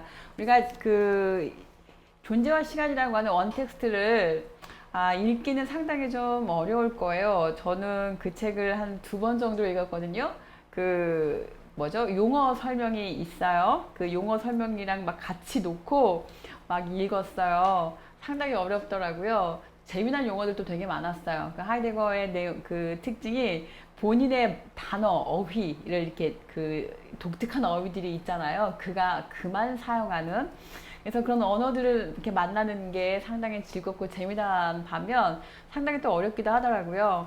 근데 이 책은 조금 더 이렇게 쉽게 이렇게 좀 풀어놓은 느낌이었어요. 그래서 읽기가 이렇게 좀 그렇게 어렵지 않은 그런 책이었는데 기회가 된다면 여러분과 이 책 한번 꼭 읽어보고 싶습니다. 네, 먼저 궁금하신 분들은 먼저 읽어보셔도 좋아요. 그 다음에 또 한 권의 책인데요. 이 책 정말 욕심나는 책이었어요. 이 책 제목은 뭐냐면 존 쿠퍼의 책을 김재영 선생님 옮김이라고 되어 있는데 바로 철학자들의 신과 성서의 하나님 이렇게 되어 있어요. 그러니까 이 철학자들은 신을 어떻게 말하고 있는지, 그들은 신학에 대해서 어떻게 표현하고 있는지, 그러나 이 신학, 이 성서의 하나님은 어떻게 기술되고 있는지, 어떻게 설명되고 있는지 이렇게 설명하고 있었거든요. 넘겨보시면 굉장히 재밌어요. 제가 제일 먼저 눈에 띄었던 건 과정신학에 관한 이야기가 나오는데 첫 번째가 뭐냐면 여러분 그 플라톤에 관한 이야기가 나와요. 그리고 또 그 고대 철학자들이 이렇게 쭉 이렇게 그 뭡니까 중세 때 그들이 이제 그 신에 대해서 어떻게 표현했는지 그런 이야기가 쭉 나오고 그 다음에 르네상스에서 낭만주의 시대 때까지 또 신을 뭐라고 말하고 있는지 브루노라든가 스피노자라든가 그들에 관한 이야기가 나옵니다. 스피노자 너무너무 땡기죠. 그 다음에 또 누굴 다루고 있냐면 슐러마는 어떻게 말하고 있는지 이야기를 하고 있었고요. 그 다음에 4장에 가면 누가 나옵니까? 우리가 그 해겔 역사 철학에서 아주 그 반가운 이름이 등장합니다. 누구죠? 헬링도 나오고요. 또 누가 나오냐면 칸트 나오고요. 그 다음에 또 누가 나오냐면 테일러드 샤덱이 나옵니다. 굉장히 재밌죠. 오메가 포인트를 말했던. 그 다음에 7장에 가면 누가 나오냐면요. 과정신학에서 화이테드를 다룹니다. 그 다음에 존캅 하추온 그들을 다루고 있어요. 그래서 그들이 말하는 이 과정신학과 또 그 자유주의, 유신론은 무엇인지를 만날 수 있는 그러한 내용이 있었고요. 그 다음에 8장에 가시면 틸리가 나옵니다. 우리 책에서도 해석할 때 틸리를 다루고 있는데요. 여기서도 그의 그 실존주의적인 어떤 존재론을 다루기도 하고 그 다음에 또 하나님과 세계에 대해서 어떻게 말하고 있는지 접할 수가 있습니다. 자, 그러면서 또 보면 이제 몰트만도 다루고 있어요. 굉장히 재밌습니다, 여러분. 또 넘기면 판넨베르크도 다루고 있고요. 그 다음에 쭉 넘기시면 이제 어떤 그 상황신학도 다루고 있어요. 생태신학까지. 나중에는 신학적 우주론 안에 범죄신론 해가지고 마치 그 과학과 신학의 관계처럼 그런 식의 내용들도 이렇게 다뤄지고 있습니다. 그래서 이안 바버도 다루고 있고요. 아사 피콕도 다루고 있고요. 굉장히 재밌습니다. 폴킹원까지 다루고 있었어요. 자, 그러면서 저자는 맨 마지막 장에 가서 나는 왜 범죄신론자가 아닌가 그러면서 그 성경의 하나님은 어떤 하나님인지 이렇게 쭉 설명하고 있었거든요. 정말 재밌어요. 그래서 오늘 이 두 권의 책을 여러분께 꼭 소개해드리고 싶었고요. 자, 그 다음에 한 가지 그 광고가 있어요. 제가 부득이하게 2주 정도 휴강을 할 것 같습니다. 제 강의 특징이 웬만해서는 휴강이 없는 그런 강의인데요. 부득이하게 2주 정도 휴강을 하게 되었어요. 제가 오늘 또 사실은 시간이 도저히 안 됐었는데 오늘 그 누굽니까 보네포를 너무너무 하고 싶어가지고 제가 좀 무리를 했거든요. 어쨌든 제가 2주 후에 2주 동안 쉬고 3주 차에 제가 다시 찾아뵙도록 할게요, 여러분. 그동안에 앞부분 했었던 것도 한번 쭉 이렇게 복습도 해보시고 또 뒤에 내용은 뭐가 다뤄지고 있는지 한번 읽어보시면서 기다려주시면 좋겠어요. 기다려주실 거죠? 출첵 한번 해보겠습니다, 여러분. 지금 많은 분들이 함께하고 계신데요. 자, 보도록 하겠습니다. 오늘 1등으로 출첵하신 분은 누구일까요? 두두두두두두. 네, 성준환 선생님이 1등으로 출첵하셨네요. 반갑습니다. 그 다음에 누구이실까요? 박성현 선생님 반갑습니다. 그리고 임희영 선생님 반갑습니다. 그리고 또 김기섭 선생님 출첵해 주셨네요. 반갑습니다. 그리고 어떤 분이시냐면요. 권평아 선생님 출석해 주셨네요. 반갑습니다. 그리고 최기용 선생님 반갑습니다. 그리고 김영렬 선생님 샬롬 네 반갑습니다. 그리고 김현중 선생님 출첵해 주셨네요. 반갑습니다. 그리고 박소라 선생님, 백복희 선생님 반갑습니다. 그리고 어떤 분이시냐면요. 이용화 선생님, 김유진 선생님, 그리고 권평화 선생님, 네, 그리고 네, 임희영 선생님, 그리고 이재환 선생님 반갑습니다. 이름이 겹쳐져 있었나 봐요. 그 그 다음에 또 이종필 선생님, 권순철 선생님 반갑습니다. 그리고 또 권재범 선생님, 그리고 장승은 선생님, 유정훈 선생님 반갑습니다. 그리고 또 누구실까요? 정찬영 선생님 반갑습니다. 그리고 이명동 선생님 반갑습니다. 그리고 노병로 선생님, 그리고 강성훈 선생님 오늘도 감사한 마음으로 들어왔습니다. 네, 저도 반갑습니다. 그 다음에 또 유영진 선생님, 그리고 장은지 선생님, 김지웅 선생님 반갑습니다. 그리고 황유일 선생님 반갑습니다. 그리고 또 네, 무슨 말인지 모르겠지만 네, 기다려주세요. 네, 제가 출첵을 굉장히 막 휘리릭 빨리 했죠. 왜냐면 갈 길이 좀 멀어요. 제가 오늘 보네포를 꼭 하고 싶거든요. 준비되셨죠, 여러분? 이제 좀 달려보도록 하겠습니다. 제가 어디까지를 했었냐면요. 하이데거가 실증주의적인 해석 방법을 거부했다. 그래서 실증주의적인 방법은 무엇이었는가까지 소개를 해드렸고요. 자, 그 다음에 두 번째 패러그래프입니다. 213페이지가 되겠고요. 거기 보시면 역사적으로 이해한다는 거 두 번째 패러그래프에서 몇째 줄이냐면 여러분 네 번째 줄이에요. 거기 보시면 역사적으로 이해한다는 것은 단지 과거에 있었던 것을 그대로 이렇게 재구성하는 그런 것이 아니다. 이렇게 말하고 있죠. 과거에 있었던 인간의 존재 가능성, 중요한 키워드 무엇입니까? 존재 가능성이죠. 하이데거에게 있어서 늘 그 본래적인 인간, 비본래적인 인간, 그리고 존재 가능성, 이 굉장히 중요한 그 용어들이거든요. 그래서 과거에 있었던 인간의 존재 가능성 굉장히 중요한 포인트니까 동그라미 치시고 꼭 기억해 두시기 바랍니다. 그것을 드러내고 그것을 자신의 존재 가능성으로 받아들이는 거, 그렇게 현재화시키는 거, 그것이 바로 무엇이다? 어떤 그 역사적인 사실, 즉 해석하는 거다 이렇게 표현하고 있었어요. 자, 그 다음에 또 어딜 가시냐면요, 아래에서 올라가 보도록 하겠습니다. 여러분, 아래에서 대략 8번째 줄 올라가 보시면 과거 역사에 대한 그의 이해는 과거 역사와의 만남 속에서 중요한 포인트 무엇입니까? 나의 실존을 만나는 것이죠. 거기 나와 있습니다. 자신의 새로운 실존 가능성이 열리고 체험되는 가운데서 이루어진다 이렇게 말하고 있었습니다. 자, 맨 아래 두 번째 줄인데요. 과거에 대한 이해와 자신의 실존의 해명이 여기서 동시에 일어나면서 어떻게 한다? 서로 이렇게 결합된다 이렇게 말하고 있었습니다. 자, 결국은 그러니까 어떤 텍스트를 이해한다고 할 때, 텍스트를 해석한다고 할 때 그것은 결국 무엇에 대한 해석입니까? 나에 대한 해석이 되는 것이죠. 자, 그 다음 쭉 좀 읽어보시면 좋을 것 같아요. 여러분 쭉 좀 읽어보시고요. 그 다음에 그가 가진 해석학의 문제들 앞에서 우리가 불투만의 실존론적 해석학을 할 때 다뤘던 내용과 크게 다르지 않거든요. 그래서 여러분이 읽어보시면 좋겠어요. 꼭 읽어보세요. 그 다음에 넘기도록 하겠습니다. 이거는 우리가 하나 짚어야 될 것 같아요. 하이데거에서 가장 많은 비판점, 가장 큰 비판점은 무엇이다? 두 번째 패러그래프에서 마지막 줄 하나만 밑줄 딱 그으실게요. 사회적인 측면을 고려하지 않았다. 밑줄 딱 그어주세요. 너무 그 개인의 문제, 개인 실존의 문제에 너무 치중한 나머지 사회적인 문제는 전혀 고려하지 않았다. 이제 이것이 비판이 될 거고요. 그 다음에 216페이지 오면 가다머가 나옵니다. 가다머 두 번째 패러그래프 동그라미 딱 치고 가실게요. 자, 그의 책 진리와 방법입니다. 여러분 진리와 방법에서요. 이 제목이 되게 재밌어요. 진리가 있고 방법이 있잖아요. 방법은 누구 거죠? 과학적인 방법, 자연과학적인 태도예요. 그럼 진리는 뭐죠? 그 존재가 스스로 이렇게 마치 계시처럼 이렇게 드러내주는 거, 그 진리를 그렇게 표현하고 있는 거예요. 그러니까 어떤 그 자연과학적인 방법과 그 다음에 계시에 관한 이야기를 우리가 받아들이면 이 제목이 조금 더 피부에 와 닿을 겁니다. 그 다음에 또 쭉 내려가시면 몇째 줄까지 가시냐면 여러분 네 번째 줄까지 내려가 보실게요. 거기 보시면 무엇을 이해한다는 게 무슨 말이냐면 인간의 삶의 본래적이고 존재론적인 특징이다. 자, 이해라고 하는 건 뭐다? 삶의 본래적이고 존재론적인 특징이다. 하이데거랑 똑같이 말하고 있는 거죠.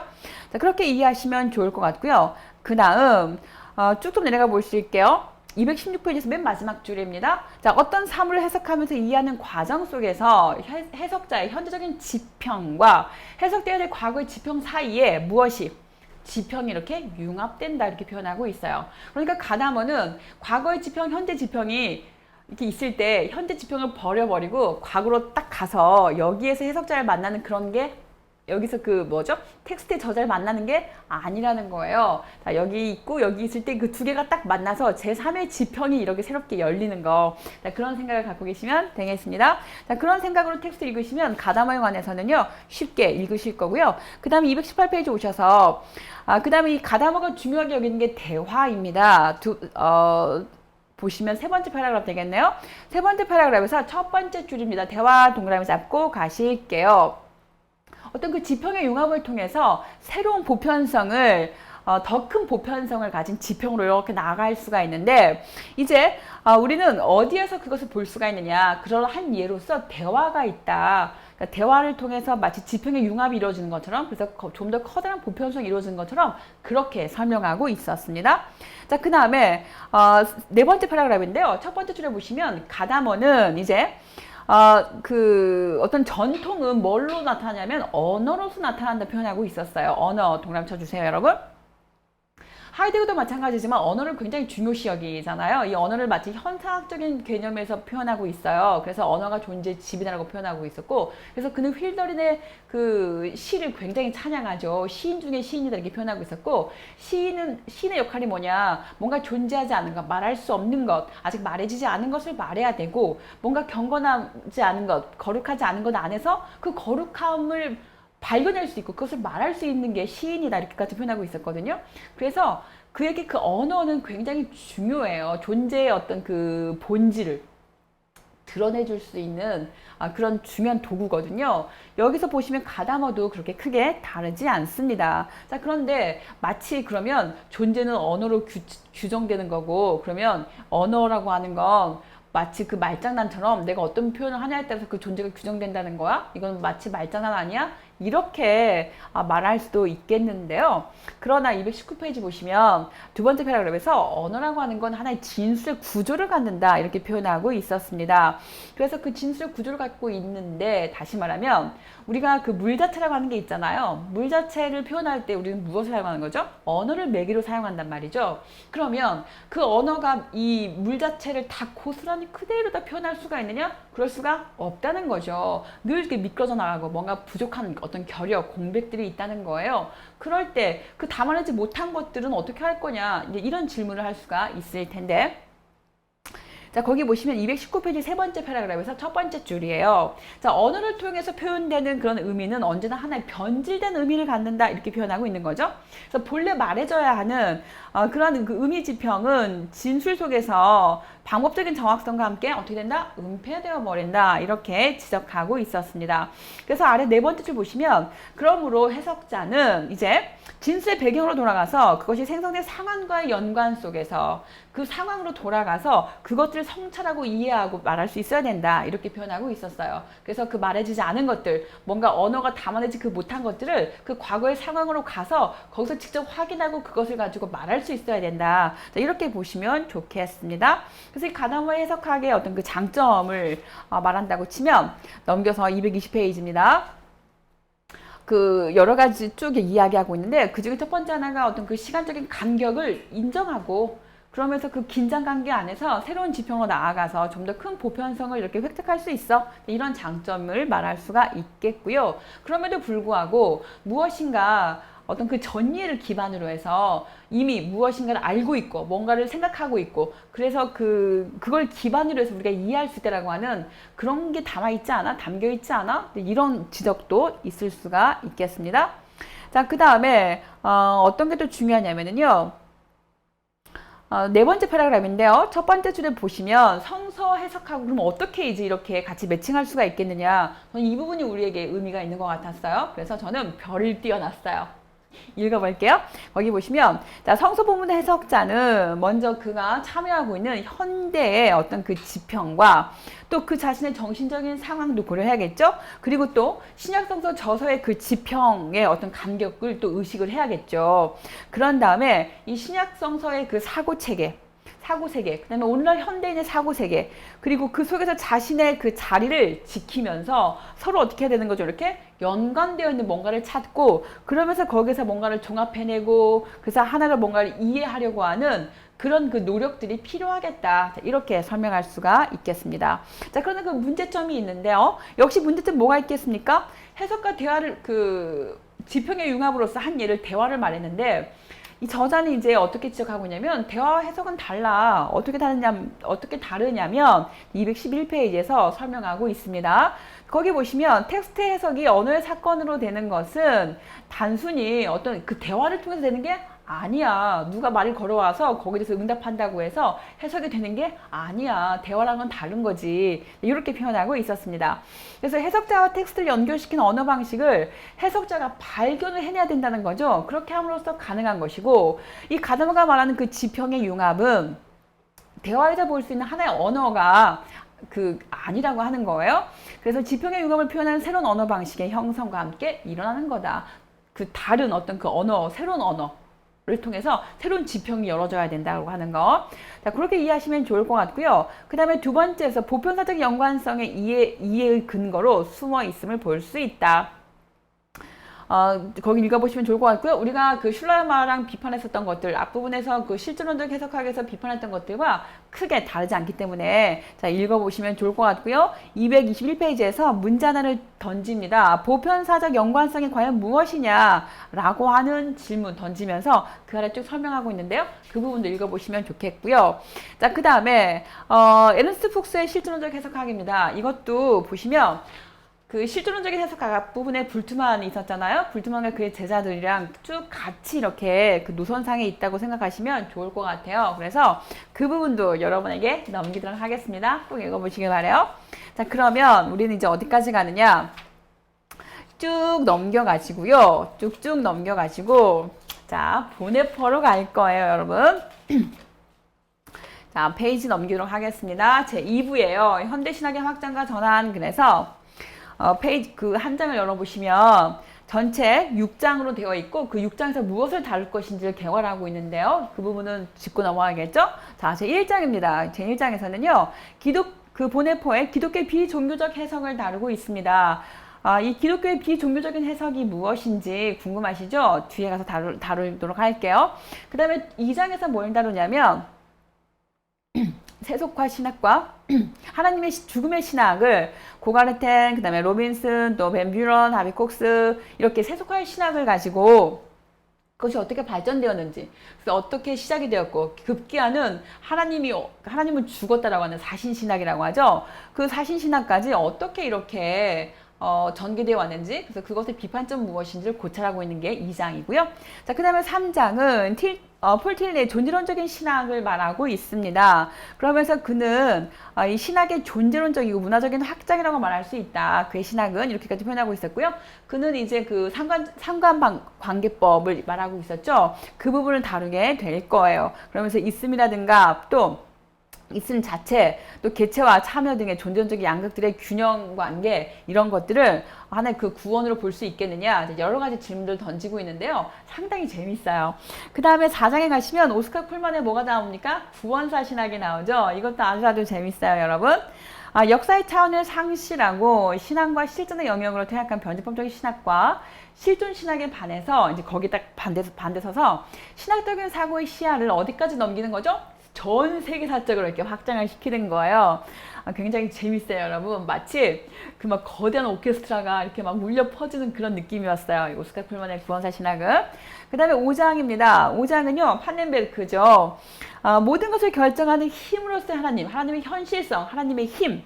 자, 그거에 근거해서 세계사 전체를 하나님의 뭐로 보는 거죠? 계시로 보는 거예요.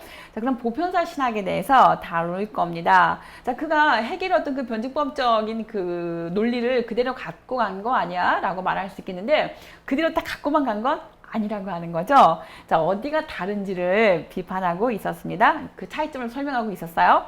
그 다음에 또 몰트만하고도 이렇게 비교를 해놓고 있는데요. 6장에 가시면 우리 몰트만 하면 떠오르는 게 무엇입니까? 희망의 신학이잖아요. 거기 보시면 세 번째 줄입니다. 몰트만 신학의 기본적인 관심의 출발점, 그리고 또 무엇입니까? 하나님의 약속의 하나님인 거죠. 그 약속의 하나님을 기반으로 해서 역사적인 종말론, 그리고 십자가에 달린 하나님, 이런 것들, 그것이 어떻게 이렇게 변해가게 되었는지, 어떤 과정으로 변화를 겪었고 어떻게 발전해 갔는지를 우리가 6장에서 다루게 될 겁니다. 그러면서 이 판넨베르크와 몰트만의 어떤 신학적 방법론에 있어서 차이점이 뭐가 있느냐? 자, 그 다음에 또 마지막으로 뭘 다룰 거냐면요. 미래로부터 오시는 하나님, 만연에 계신 하나님, 모든 것을 변혁할 수 있는 능력의 하나님, 그리고 힘없고 고통당하는 하나님, 이렇게 중요한 그 신학적인 통찰들을 다뤄보게 될 거예요. 그래서 2부가 정말 재밌어요. 어느 하나 이렇게 빼놓을 수 없이 진짜 막 꼼꼼하게 하나하나 이렇게 읽고 싶은 그런 장이거든요. 그래서 여러분, 제가 처음에 이 책을 8주를 잡았잖아요. 그런데 아무리 생각해도 8주 갈까 안 될 것 같아요. 이 재미난 내용들을 어떻게 휘리를 건너뛸 수가 있겠어요. 게다가 뒤에 가면 그 상황신학에 대해서 또 다양한 것들을 막 다루고 있는데, 우리가 이 책이 아니면 또 이렇게 쉽고 이렇게 친절하고 이렇게 조근조근 그 막 씹어서 입에 넣어준 듯한 이런 책이 아니면 우리가 언제 또 꼼꼼하게 읽어볼 수가 있겠나, 이런 생각도 들어서 아무래도 우리가 8주에서 더 이렇게 좀 연장되지 않을까? 느낌적인 느낌 오고 있어요. 여러분도 마음의 준비 하고 계셔야 돼요. 아셨죠? 자, 들어가 보도록 하겠습니다. 249페이지인데요. 자, 보네포의 기독교의 비종교적 해석, 이렇게 표현하고 있었습니다. 그가 그 앞부분에 보시면 여러분, 그의 그 언제 태어났고 가정 환경이 어땠고 어떤 일을 했고 그런 내용이 쭉 나오고 있어요. 여러분 그거 읽어보시고요. 250페이지 보시면 여기만 좀 미리 긋고 넘어가 보실게요. 네 번째 줄인데요. 1927년에 그가 처음으로 어떤 책을 썼습니까? 성도들의 친교라는 책을 썼습니다. 그 다음에 그게 이제 무엇이었냐면, 박사학위 논문이었고, 그 다음에 교수 자격 취득 논문으로 뭘 쓰냐면, 행위와 존재였어요. 제가 학교에서 수업 들을 때 행위와 존재 이 텍스트 읽는데 정말 어렵더라고요. 고생 좀 많이 했습니다. 네. 그 다음에, 또 쭉 내려가 보시면, 그가 어떤 것들에 영향을 받았고 어떤 것들에 관심을 갖고 있었는지가 또 스토리라인이 쭉 되어 있거든요. 이게 재미나게 한번 쭉 읽어보시고, 그 다음에 저는 쭉 좀 넘겨오도록 할게요. 어디까지 오시냐면 252페이지까지 왔어요. 252페이지에서 그의 박사학위 논문 성도들의 친교, 거기서 도대체 다루고 싶은 게 뭘까요, 여러분? 뭔가 좀 이렇게 실천적인 교회의 현실의 문제를 좀 더 중점적으로 이렇게 다뤄보고 싶었을 거예요. 그래서 교육적 관점으로 이루어지고 있다, 이렇게 설명하고 있었습니다. 자, 그 다음에 두 번째 패러그램이에요, 여러분. 거기 보시면 보네포의 견해에 따르면 교회는 어떻게 되어 있냐면 본질적인 동시에 가시적이다, 이렇게 표현하고 있었어요. 자, 본질적이다 동그라미, 가시적이다 동그라미. 가시적이다라고 하는 게 무엇입니까? 눈에 보이고 확인할 수 있다라고 하는 것이죠. 우리가 피부로 느낄 수 있고 경험할 수 있는 그런 걸로 감을 잡으시면 좋을 것 같아요. 자, 본질적인 교회는 오직 경험적이고, 그리고 또 가시적인 방법으로 존재하는데, 이것이 하나님이 원하시는 영적 정신적인 현상인 동시에 또 하나 무엇입니까? 역사적 요인들의 영향을 받는 사회적인 현상이다, 이렇게 표현하고 있습니다. 그래서 중요한 포인트가 무엇이냐면, 역사적 요인들의 영향을 받는 데 밑줄 딱 그어보시면 무슨 말인가요? 사회적인 문제, 지금 우리가 살고 있는 이 시대에 얽혀있는 그 모든 것들과 다 같이 얽혀있는 그런 상황에서 우리가 신앙을 봐야 된다는 거죠. 종교를 봐야 된다고 하는 거예요. 그리고 우리가 지금 살고 있는 이 시대가 어떤 시대인지도 우리가 간과해서는 안 되겠죠.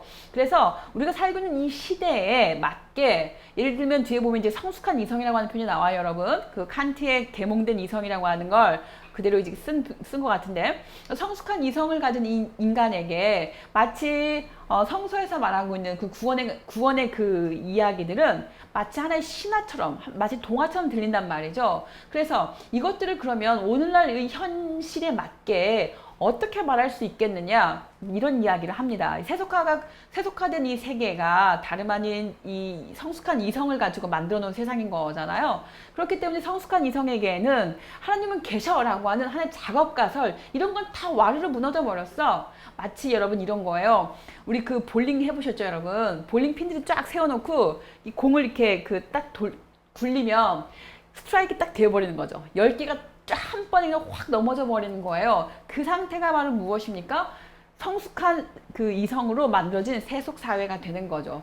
거기에는 어떤 그 신의 존재, 그런 건 없어. 마치 과학으로 뭔가를 다 밝혀내다가 아 이건 아직 밝혀지지 못했네 라고 하면 그 부분을 갖다가 아 이건 말이지 신이 한 거야 라는 식의 마치 틈새의 신 혹은 그 하나님의 역할은 마치 개인적인 어떤 그런 문제들 뭔가 도저히 그 과학적으로 설명해낼 수 없지만 혹은 어떤 그 부조리함에 대해서 인간이 겪는 어떤 실존적인 문제에 대해서 이것을 어떻게 해결할 수가 있겠는가라고 할 때 그럴 때 찾아주는 하나님 이런 역할 말고는 신은 없어. 이런 세계가 된다는 것이죠. 그럴 때 이런 그 모든 상황을 우리가 어떻게 이해하고 어떻게 받아들이고 그 과정 속에서 어떻게 이 기독교가 세계 종교가 될 수 있겠는지 또는 종교 없는 이 사회에서 이 세계에서 어떻게 기독교가 그 하나님을 말할 수 있겠는지 어떻게 진정한 그리스도인이라고 말할 수가 있겠는지 그런 이야기를 쭉 펼칩니다. 그러면서 나온 말이 뭐죠? 하나님 없이 어떤 하나님인 거죠? 슈퍼맨 같이 생긴 하나님. 우리가 하나님 도와주세요. 하나님 우리에게 뭔가를 도와주세요. 뭔가를 해주세요. 라고 할 때 언제든지 척척 나타나가지고 모든 걸 다 해줄 것 같은 그런 하나님. 그런 하나님은 없다라고 하는 거죠. 그런 하나님 없이. 그러나 하나님과 함께 하나님 앞에서가 먼저죠. 어떤 하나님 앞에서인 거죠? 십자가에 달리신 하나님 앞에서라고 하는 거예요. 그래서 그 하나님과 함께 우린 동행해야 된다. 그럴 때 진정한 그리스도인이 되는 거다. 이런 식의 이야기를 하는데 빨리 들어가도록 할게요, 여러분. 거기 보시면 이제 어딜 가시냐면 쭉쭉 넘겨볼게요. 253페이지로 왔습니다. 우리가 헤겔이 그 공동체를 말할 때, 그러니까 그 교회의 개념 혹은 그 실존을 말할 때 어떤 공동체성을 말했었다면 거기 보시면 253페이지에서 세 번째 줄에 위에서 교회는 특유한 친교의 형태, 영적 친교, 사랑의 친교이다 이렇게 표현하고 있었습니다. 그러니까 중요한 포인트가 무엇인 거죠? 공동체의 개념이에요. 자, 그 다음에 두 번째에서 그의 박사 논문은 그러니까 하고 싶은 말이 뭐였냐면 교회 현실을 중심 문제로 다루고 있었어요. 그러다가 이제 교수 자격 취득 논문을 보시면 행위와 존재가 있는데 이제 여기서 무엇을 강조하고 있는 것이죠? 행위를 강조하고 있어요. 이렇게 실천의 문제가 되는 것이죠. 그래서 그 유명한 말 있잖아요. 나를 따르라라고 하는 그 책. 그래서 나를 따르라. 도대체 뭘 따르라는 거지? 어떻게 따르라고 하는 거지? 궁금하시잖아요. 그 이야기가 여기에 다 들어있어요. 막 너무너무 신나요, 여러분. 자, 계속 들어가도록 하겠습니다.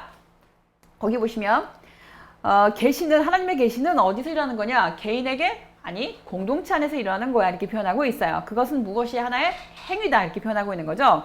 자, 행위는 두 가지 측면이 있다고 말하고 있어요. 첫 번째는 자기를 계시하는 하나님의 행위라고 하는 측면에서 하나님의 말씀을 믿는 가운데 받아들이는 인간의 행위다. 이렇게 말하고 있었습니다.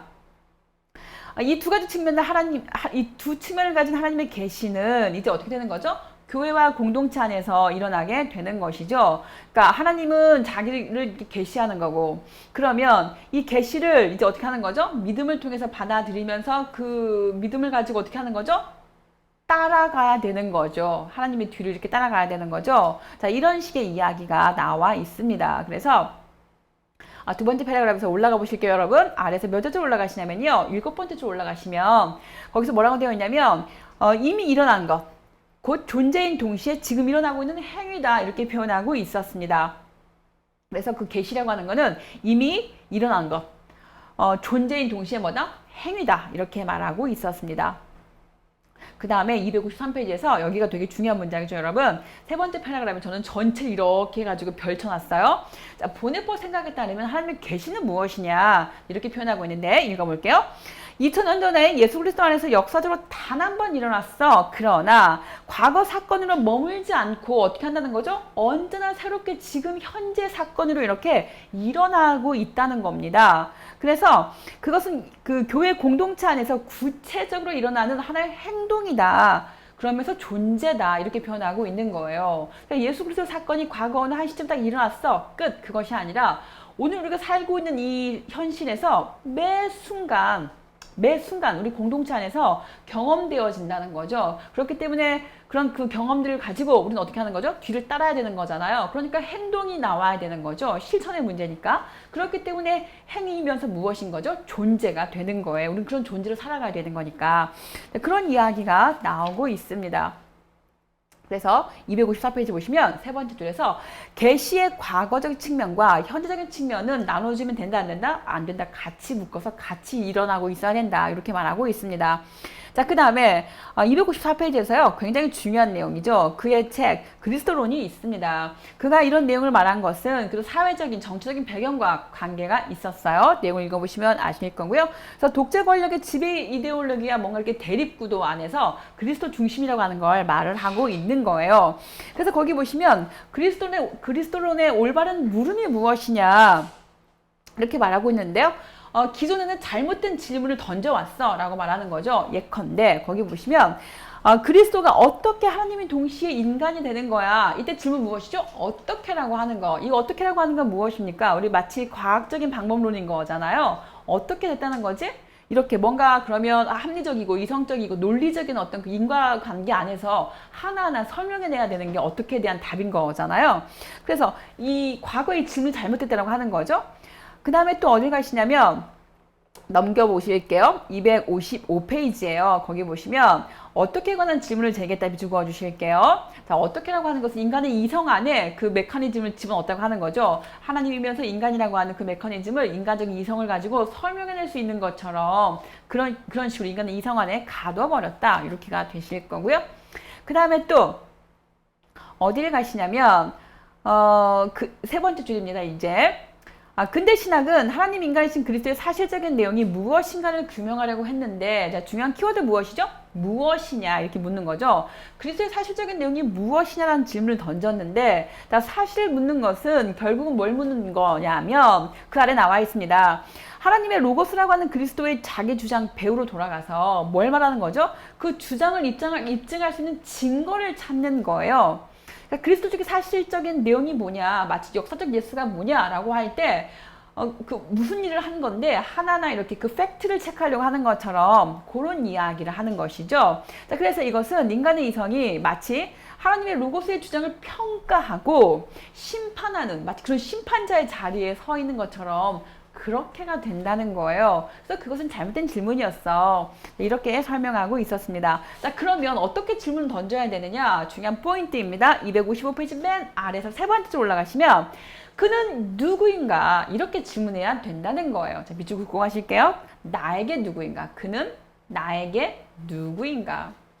우리가 어떤 그 존재와의 그 존재가 누구냐를 물을 때는 어떻습니까? 나와의 관계 안에서 누군가가 존재가 드러나는 거잖아요. 예를 들어서 A라고 하는 사람이 있어요. A라고 하는 사람이 다른 사람에게는 너무너무 친절해요. 그렇게 화사하게 그 예쁜 표정으로 막 온갖 예쁜 말을 한단 말이죠. 그 사람은 더할 나위 없이 착하고 좋은 사람, 예쁜 사람이 되는 거겠죠. 그런데 예컨대 저에게 아주 막 표독스러운 표정을 짓는다거나 아주 까칠하게 군다거나 라고 하면, 근데 그는 이제 저에게 어떤 존재가 되는 거죠? 안 친절한 사람이 되는 거잖아요. 그쵸? 이렇게 그는 나에게 누구이냐, 어떤 나와의 관계성 안에서 그의 정체성이 드러나게 되는 거죠.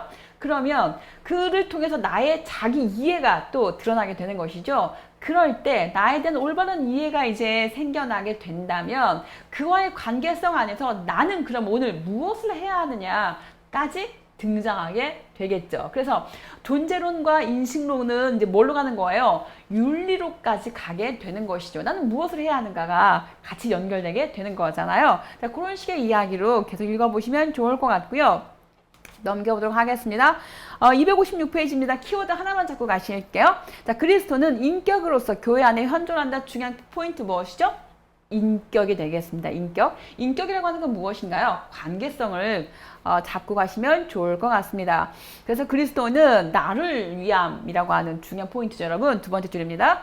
그리스도는 어떤 인격적인 구조를 갖고 있느냐라고 물었을 때 그 아래 나를 위함이라고 하는 그런 그 인격적인 구조를 갖고 있다, 이렇게 표현하고 있었습니다. 그 자체로서는 아무 의미가 없다고 하는 거죠. 나와의 관계 안에서 어떤 의미냐, 이렇게 표현해야 된다는 거. 그래서 그리스도로서의 그의 존재는 나를 위한 존재다, 이렇게 표현한다는 것.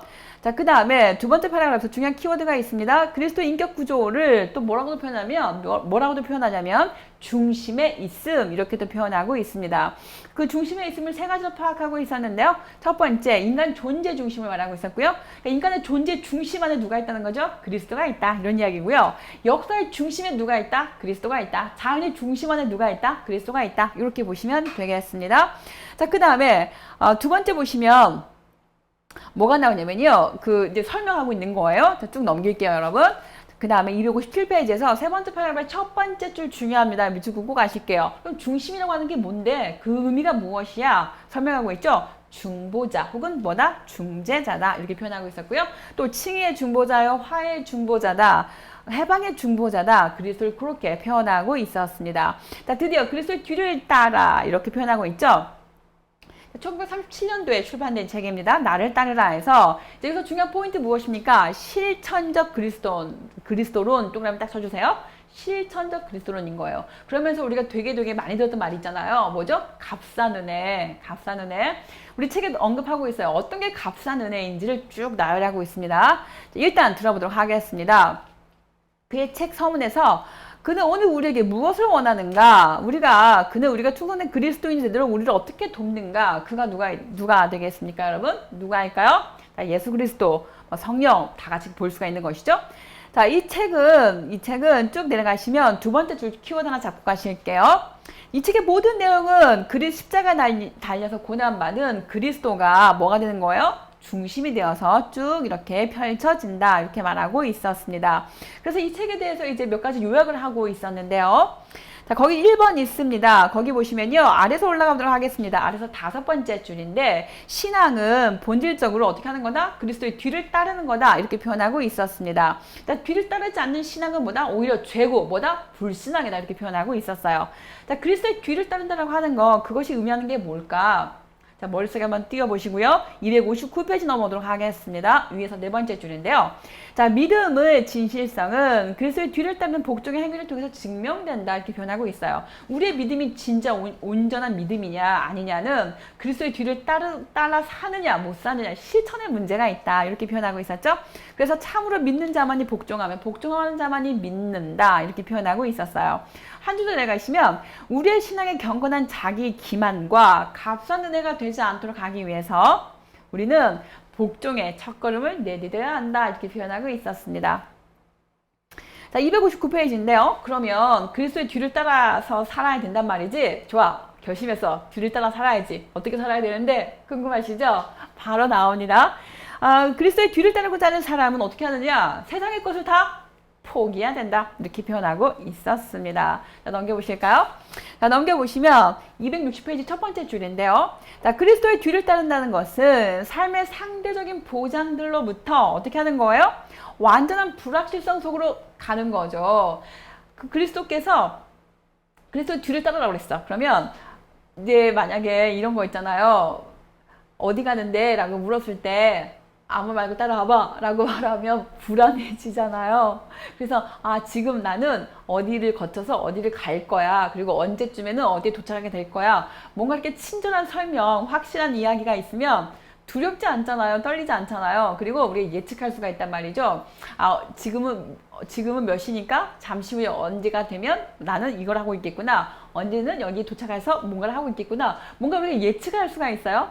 예측을 할 수 있다고 하는 건 불안하지가 않은 거잖아요. 그런데 그리스도를 따라 살려가는데 예수님께서 하나하나 이렇게 뭔가를 보여주고 말해주고 설명하느냐 그게 아닌 거잖아요. 마치 아브라함에게 여기를 떠나라고 하는 것처럼 막연함 속으로 이렇게 확 던져놓았을 때 아브라함이 어떻게 합니까? 그냥 정말 곧장 가잖아요. 정말 정처 없이 가잖아요. 아무런 확신이 없는 그 길을 간단 말이죠. 우리도 그런 삶을 살아야 된다. 그것이 바로 그리스도의 뒤를 따르는 거다. 이제 이런 식의 이야기를 보시면 되겠습니다. 거기 보시면요. 두 번째에서 싸구려 은혜에 관한 이야기가 나옵니다. 한번 읽어볼까요, 여러분? 두 번째 패러그램에서 위에서 네 번째 줄 내려오도록 하겠습니다. 거기 보시면 싸구려 은혜는 그리스도의 뒤를 따르는 것이 없어 이렇게 표현하고 있는 거죠. 십자가 없는 은혜를 말하고 있었고요. 또 살아계시고 인간이 되신 예수 그리스도가 없는 은혜다 이렇게 표현하고 있었습니다. 자, 그러면서 어떤 은혜를 말하고 있냐면 이론으로서의 은혜. 이론으로서만 은혜. 그 다음에 또 원리와 체계로서의 은혜. 그리고 또 보편적인 진리로서의 어떤 용서, 또 기독교적 신관념으로서의 하나님 사랑,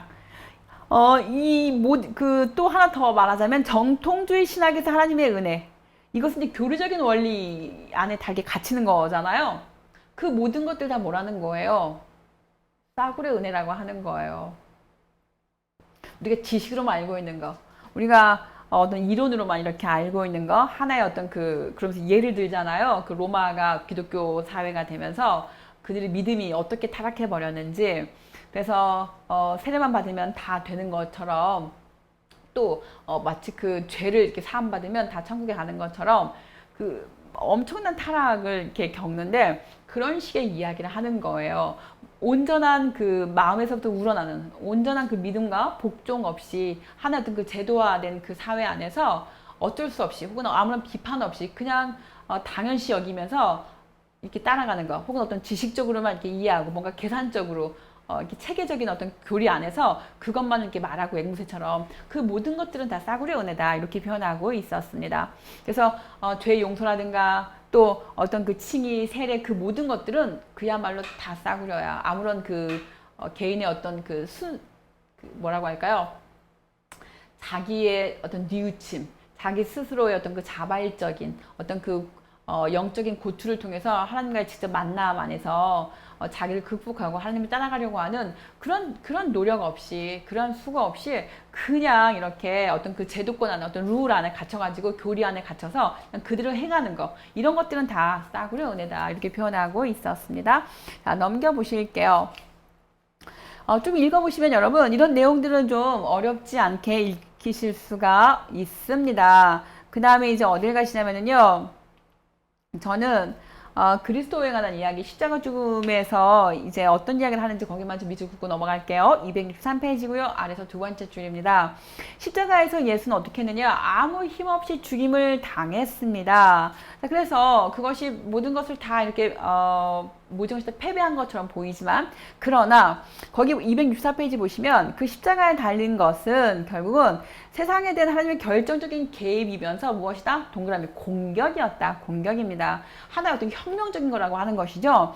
거짓에 대해서 그 진리가, 증오에 대해서 사랑이, 죽음에 대해서 어떤 그 생명이 승리하게 되는 그런 혁명적인 어떤 투쟁이었고, 전쟁이었고, 하나의 공격이었다. 이렇게 이야기할 수가 있었고요. 이 그리스도의 혁명은 결국은 죄를 어떻게 하는 거였어요? 정복한 데 있었다, 이렇게 표현하고 있었던 거죠. 자, 두 번째 패러그래프 첫 번째 줄입니다. 이 그리스도의 혁명은 뭐다? 모든 악의 뿌린 죄를 어떻게 한 거다? 이렇게 정복한 거다. 동그라미 쳐주시고요. 그 다음에 264페이지인데요. 그 죄를 정복한 걸 한 예로서 뭘 말하고 있냐면 세례를 말하고 있어요. 그래서 세 번째 패러그래프 첫 번째 줄 세례 밑줄 그으시고요. 세례의 뜻은 뭐다? 단절을 뜻한다. 단절이라고 하는 것은 또 무엇을 말하느냐? 265페이지 나오고 있습니다. 두 번째 패러그래프에서 첫 번째 줄이에요. 인간의 죽음을 말하고 있습니다. 인간의 죽음이라고 하는 것은 무엇입니까? 그리스도의 죽음에 같이 뭐 하는 거죠? 이렇게 참여하는 것을 말하고 있습니다.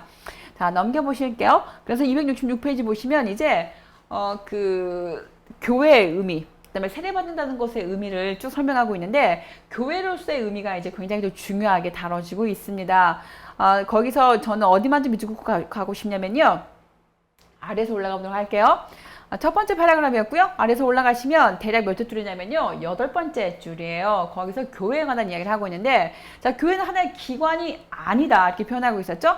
자, 많은 지체들이 그 안에 있는 그리스도의 몸이다, 이렇게 표현하고 있습니다. 교회는 뭐다? 그리스도의 몸이고 또 뭐다? 인간이다, 이렇게 말하고 있었습니다. 자, 그러면서 그 아래 보시면 두 번째 패러그래프 첫 번째 줄인데요, 그리스도의 몸, 그 새로운 인간으로서의 교회를 현존하는 그리스도 자신이라고 말하고 있습니다. 놀랍죠, 여러분? 자, 그 다음에 267페이지인데요. 두 번째 패러그래프에서 첫 번째 줄입니다. 그리스도의 몸에 속한 사람, 곧 교회 공동체에 속한 사람은 이제 어떻게 하는 거예요? 세상으로부터 해방되었다, 이렇게 표현하고 있습니다. 그러니까 세상적인 어떤 그 굴레, 혹은 세상적인 욕심, 혹은 탐험이 아니죠. 탐심, 이런 것들로부터 어떻게 했다는 거예요? 다 이렇게 해방됐다고 하는 거죠. 그러니까 말하자면 옛사람이 다 십자가에 이렇게 못 박혀왔다는 거예요. 자, 그런 식으로 이해하시면 좋을 것 같고요. 자, 그 다음 맨 아래쪽입니다. 맨 아래 두 번째 줄인데요. 자, 따라서 교회 공동체는 세계 삶 한가운데 들어가며 그리스도를 위한 영역을 점령한다 이렇게 표현하고 있습니다. 성육신이 어떤 내용입니까? 이 세계 안으로 하나님께 들어오신 거잖아요. 그래서 이 세계가 지금 이컨대 자연적인 상태라고 하면 해결식으로 여기가 자연적인 상태라고 하면 그것은 다 나쁜 거야, 다 없어져 버려야 되는 거야, 그것이 아닌 거죠. 보네포에게는 그건 어떤 거죠? 하나의 가능성, 무엇인가 이렇게 터닝 포인트가 될 수 있는 이것을 하나의 재료 삼아서 조금 더 마치 그 변증법을 통해서 부정의 부정을 통해서 고양되어 갈 수 있는, 그래서 본래 모습으로 이렇게 극복되고 나아갈 수 있는, 실현될 수 있는 그런 장이 바로 여기 현실이야. 이렇게 표현하고 있었어요. 자, 넘겨보도록 하겠습니다. 자, 그렇게 읽어보시면 좋을 것 같고요. 그 다음에 또 어디까지 가시냐면 여러분, 저는 좀 쭉 넘겨볼게요. 269페이지에서 성화의 칭의와 성화에 관한 이야기를 다루고 있습니다. 거기서 보시면 중요한 키워드가 무엇입니까? 친교에 대한 이야기인데요.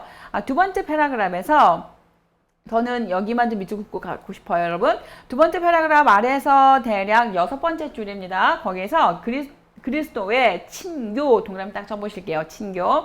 그 친교 안에서 이제 그 성화 무엇입니까? 실천을 말하고 하는 것이죠. 사랑을 이렇게 실천함으로써 정말 그리스도인이 되어 가는 거잖아요. 그래서 그렇게 읽어보시면 좋을 것 같고요. 자, 성화의 측면 쭉 나오고 있는데 살펴보시면 좋을 것 같습니다. 그래서 270페이지에서 세 번째 패러그램 첫 번째 줄입니다. 동그라미 2번에서요. 성화는 그러니까 무엇입니까? 매일의 생활 속에서 그 하나님의 성소에 합당한 매일의 그 생활 속에서 드러나지는 거야. 실천하는 거야. 옮기는 거야. 행위하는 거야. 행동으로 옮기는 거야. 이렇게 보시면 되겠습니다. 그 다음에 271페이지에서 성화에 관한 이야기 쭉 나오고요. 두 번째 패러그램에서 믿음과 선한 행위의 관계를 설명하고 있었습니다. 그러니까 믿음과 선한 행위, 우리 그 누굽니까? 야고보하고 바울을 가지고 많이 비교하고 있었잖아요. 오직 믿음으로, 행함으로 이 두 개가 서로 대립관계인 것처럼 보이지만 그러나 대립관계가 아니야. 이렇게 표현하고 있었습니다. 자, 그 다음에 212페이지 가시면요. 책임의 윤리를 묻고 있는 게 바로 무엇입니까? 행위와 존재에서 다루고 있는 내용이라고 말하고 있었던 거죠. 그래서 믿음과 삶에 관한 이야기인데요. 내가 어떤 그리스도를 믿었어 라고 한다면 그 믿음의 모습이, 믿음의 열매가 어떻게 나타나야 되는 건데 어떻게 보여야 된다는 거죠? 실제로 그런 삶을 살아감으로써, 그렇게 행동함으로써, 그 존재로 변화되어 감으로써 드러나져야 된다는 거죠. 그것이 즉 실천의 문제를 언급하고 있구나 라고 보시면 좋을 것 같습니다. 자, 그 다음에 쭉 넘겨서요. 이 213페이지에서 두 번째 줄이에요. 하나님의 구체적인 계명의 윤리다. 그것이 무엇인데? 무엇을 통해 알 수 있는 건데? 그것은 바로 예수 그리스도를 통해서 우리는 그 윤리, 어떤 그 실천의 모습, 실천의 어떤 그 모델을 볼 수가 있다. 이렇게 보시면 좋을 것 같습니다. 그래서 두 번째 패러그램에서 마지막 줄에 보시면요. 이렇게 말하고 있죠. 인간이 하나님 앞에서 있는 것처럼 또 나의 행동이 지금 이웃을 도와주는가 이런 것이 중요하다. 이렇게 표현하고 있었습니다. 자, 그 다음에 이게 실천의 문제를 말하고 있는 것이죠. 자, 그 다음에 여기가 또 매우 중요한 내용이에요. 213페이지인데요. 거기 보시면 언제나 구체적인 현실에 관심을 갖는다. 구체적인 현실 동그라미 딱 쳐주실게요.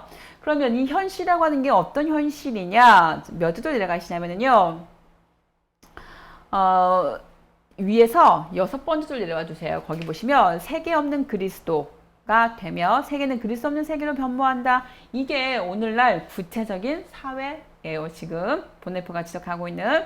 그래서 이 보네퍼가 쭉 이야기를 하면서 그리스도의 현실은 세계 현실 그 자신 안에 포괄하고 있다. 이렇게 표현하고 있거든요. 그래서 아래 보시면 213페이지 세 번째 줄인데요. 아래서 하나님의 현실과 세계 현실이 그 안에서 하나가 되는 거. 그리스도의 현실이 어떻게 된다는 거죠? 오직 이 하나 영역, 바로 이 현실 세계, 여기가 된다는 거예요. 여기에서 그리스도의 현실성이 이렇게 드러나줘야 된다. 이렇게 표현하고 있는 거예요. 그런 표현이었고요. 자, 넘겨보시면. 그러면 그런 현실의 근거가 뭔데? 당연히 뭐겠어요, 여러분? 예수 그리스도가 되는 거죠. 십자가 사건과 그리고 부활 사건, 이제 그런 내용이 어떤 그 근거라고 말할 수가 있겠습니다. 자, 그 다음에 그런 또 어디 보시냐면 여러분 두 번째 패러그래프에서요. 아래서 올라가 보실게요. 중요한 표현이 하나가 있는데 아래서 몇 줄 올라가시냐면요. 대략 10번째 줄이에요. 거기 보시면 각주 그 217억 써있는 바로 옆에 문장인데 세계 모든 현실은 그리스도 안에 영입되어 있고 그분 안에 요약되어 있다라고 하는 그 이야기가 전거가 뭐냐? 구약성서를 기반으로 해서 설명하고 있습니다. 그래서 275페이지 가시면은요. 구약성서에서는 어떻게 말하고 있는지 설명하고 있어요. 저쪽에 피안의 세계를 말하는 것이 아니라 지금 오늘 여기에서의 정의 실현, 실천 이걸 말하고 있어. 그런 이야기가 나오고 있습니다. 자, 그러면 거기에서 이제 3번 보실게요. 215페이지에서 3번 보시면 예수 그리스도가 세계 속에서 형태를 얻게 되는 길은 무엇이냐라고 할 때 그것은 우리가 예수를 닮으려고 어떻게 하는 거죠? 노력하면 되는 거냐? 그게 아니라는 거예요. 인간이 그리스도와 동일한 형태를 얻게 됨으로써 시작한다. 이렇게 표현하고 있는데 그러면 그리스도의 형태가 뭔데? 그리스도의 동일한 형태가 되는 게 뭔데? 궁금하시죠? 바로 아래 나오고 있어요. 사람이 되신 그분과의 동일한 형태화가 되는 거, 또 십자가 달리신 그분과 동일한 형태화가 되는 거, 마지막으로 부활하신 그분과 동일한 형태화가 되는 거 이렇게 쭉 설명하고 부연 설명하고 있었어요. 어떡하죠 여러분? 저는 여기 그 다음부터가 더 중요한데 여기를 시간이 다 돼가지고 할 수가 없네요. 궁금하지만 빨리 읽고 싶지만 2주 동안 꼭 참고 계시다가 3주 후에 여러분 계속 이어나가서 이제 그가 말하는 그 윤리학은 어떤 것인지 어떠한 실천을 말하는 것인지 그가 믿는 그 믿음이라고 하는 거 하나님을 따르라 나를 따르라고 할 때 그 따름이라고 하는 건 어떠한 따름인지 어떠한 실천인지 어떠한 행위인지를 낱낱이 파헤쳐도록 할게요 여러분. 잘 계시고요 3주 후에 찾아뵙도록 하겠습니다 여러분. 감사합니다.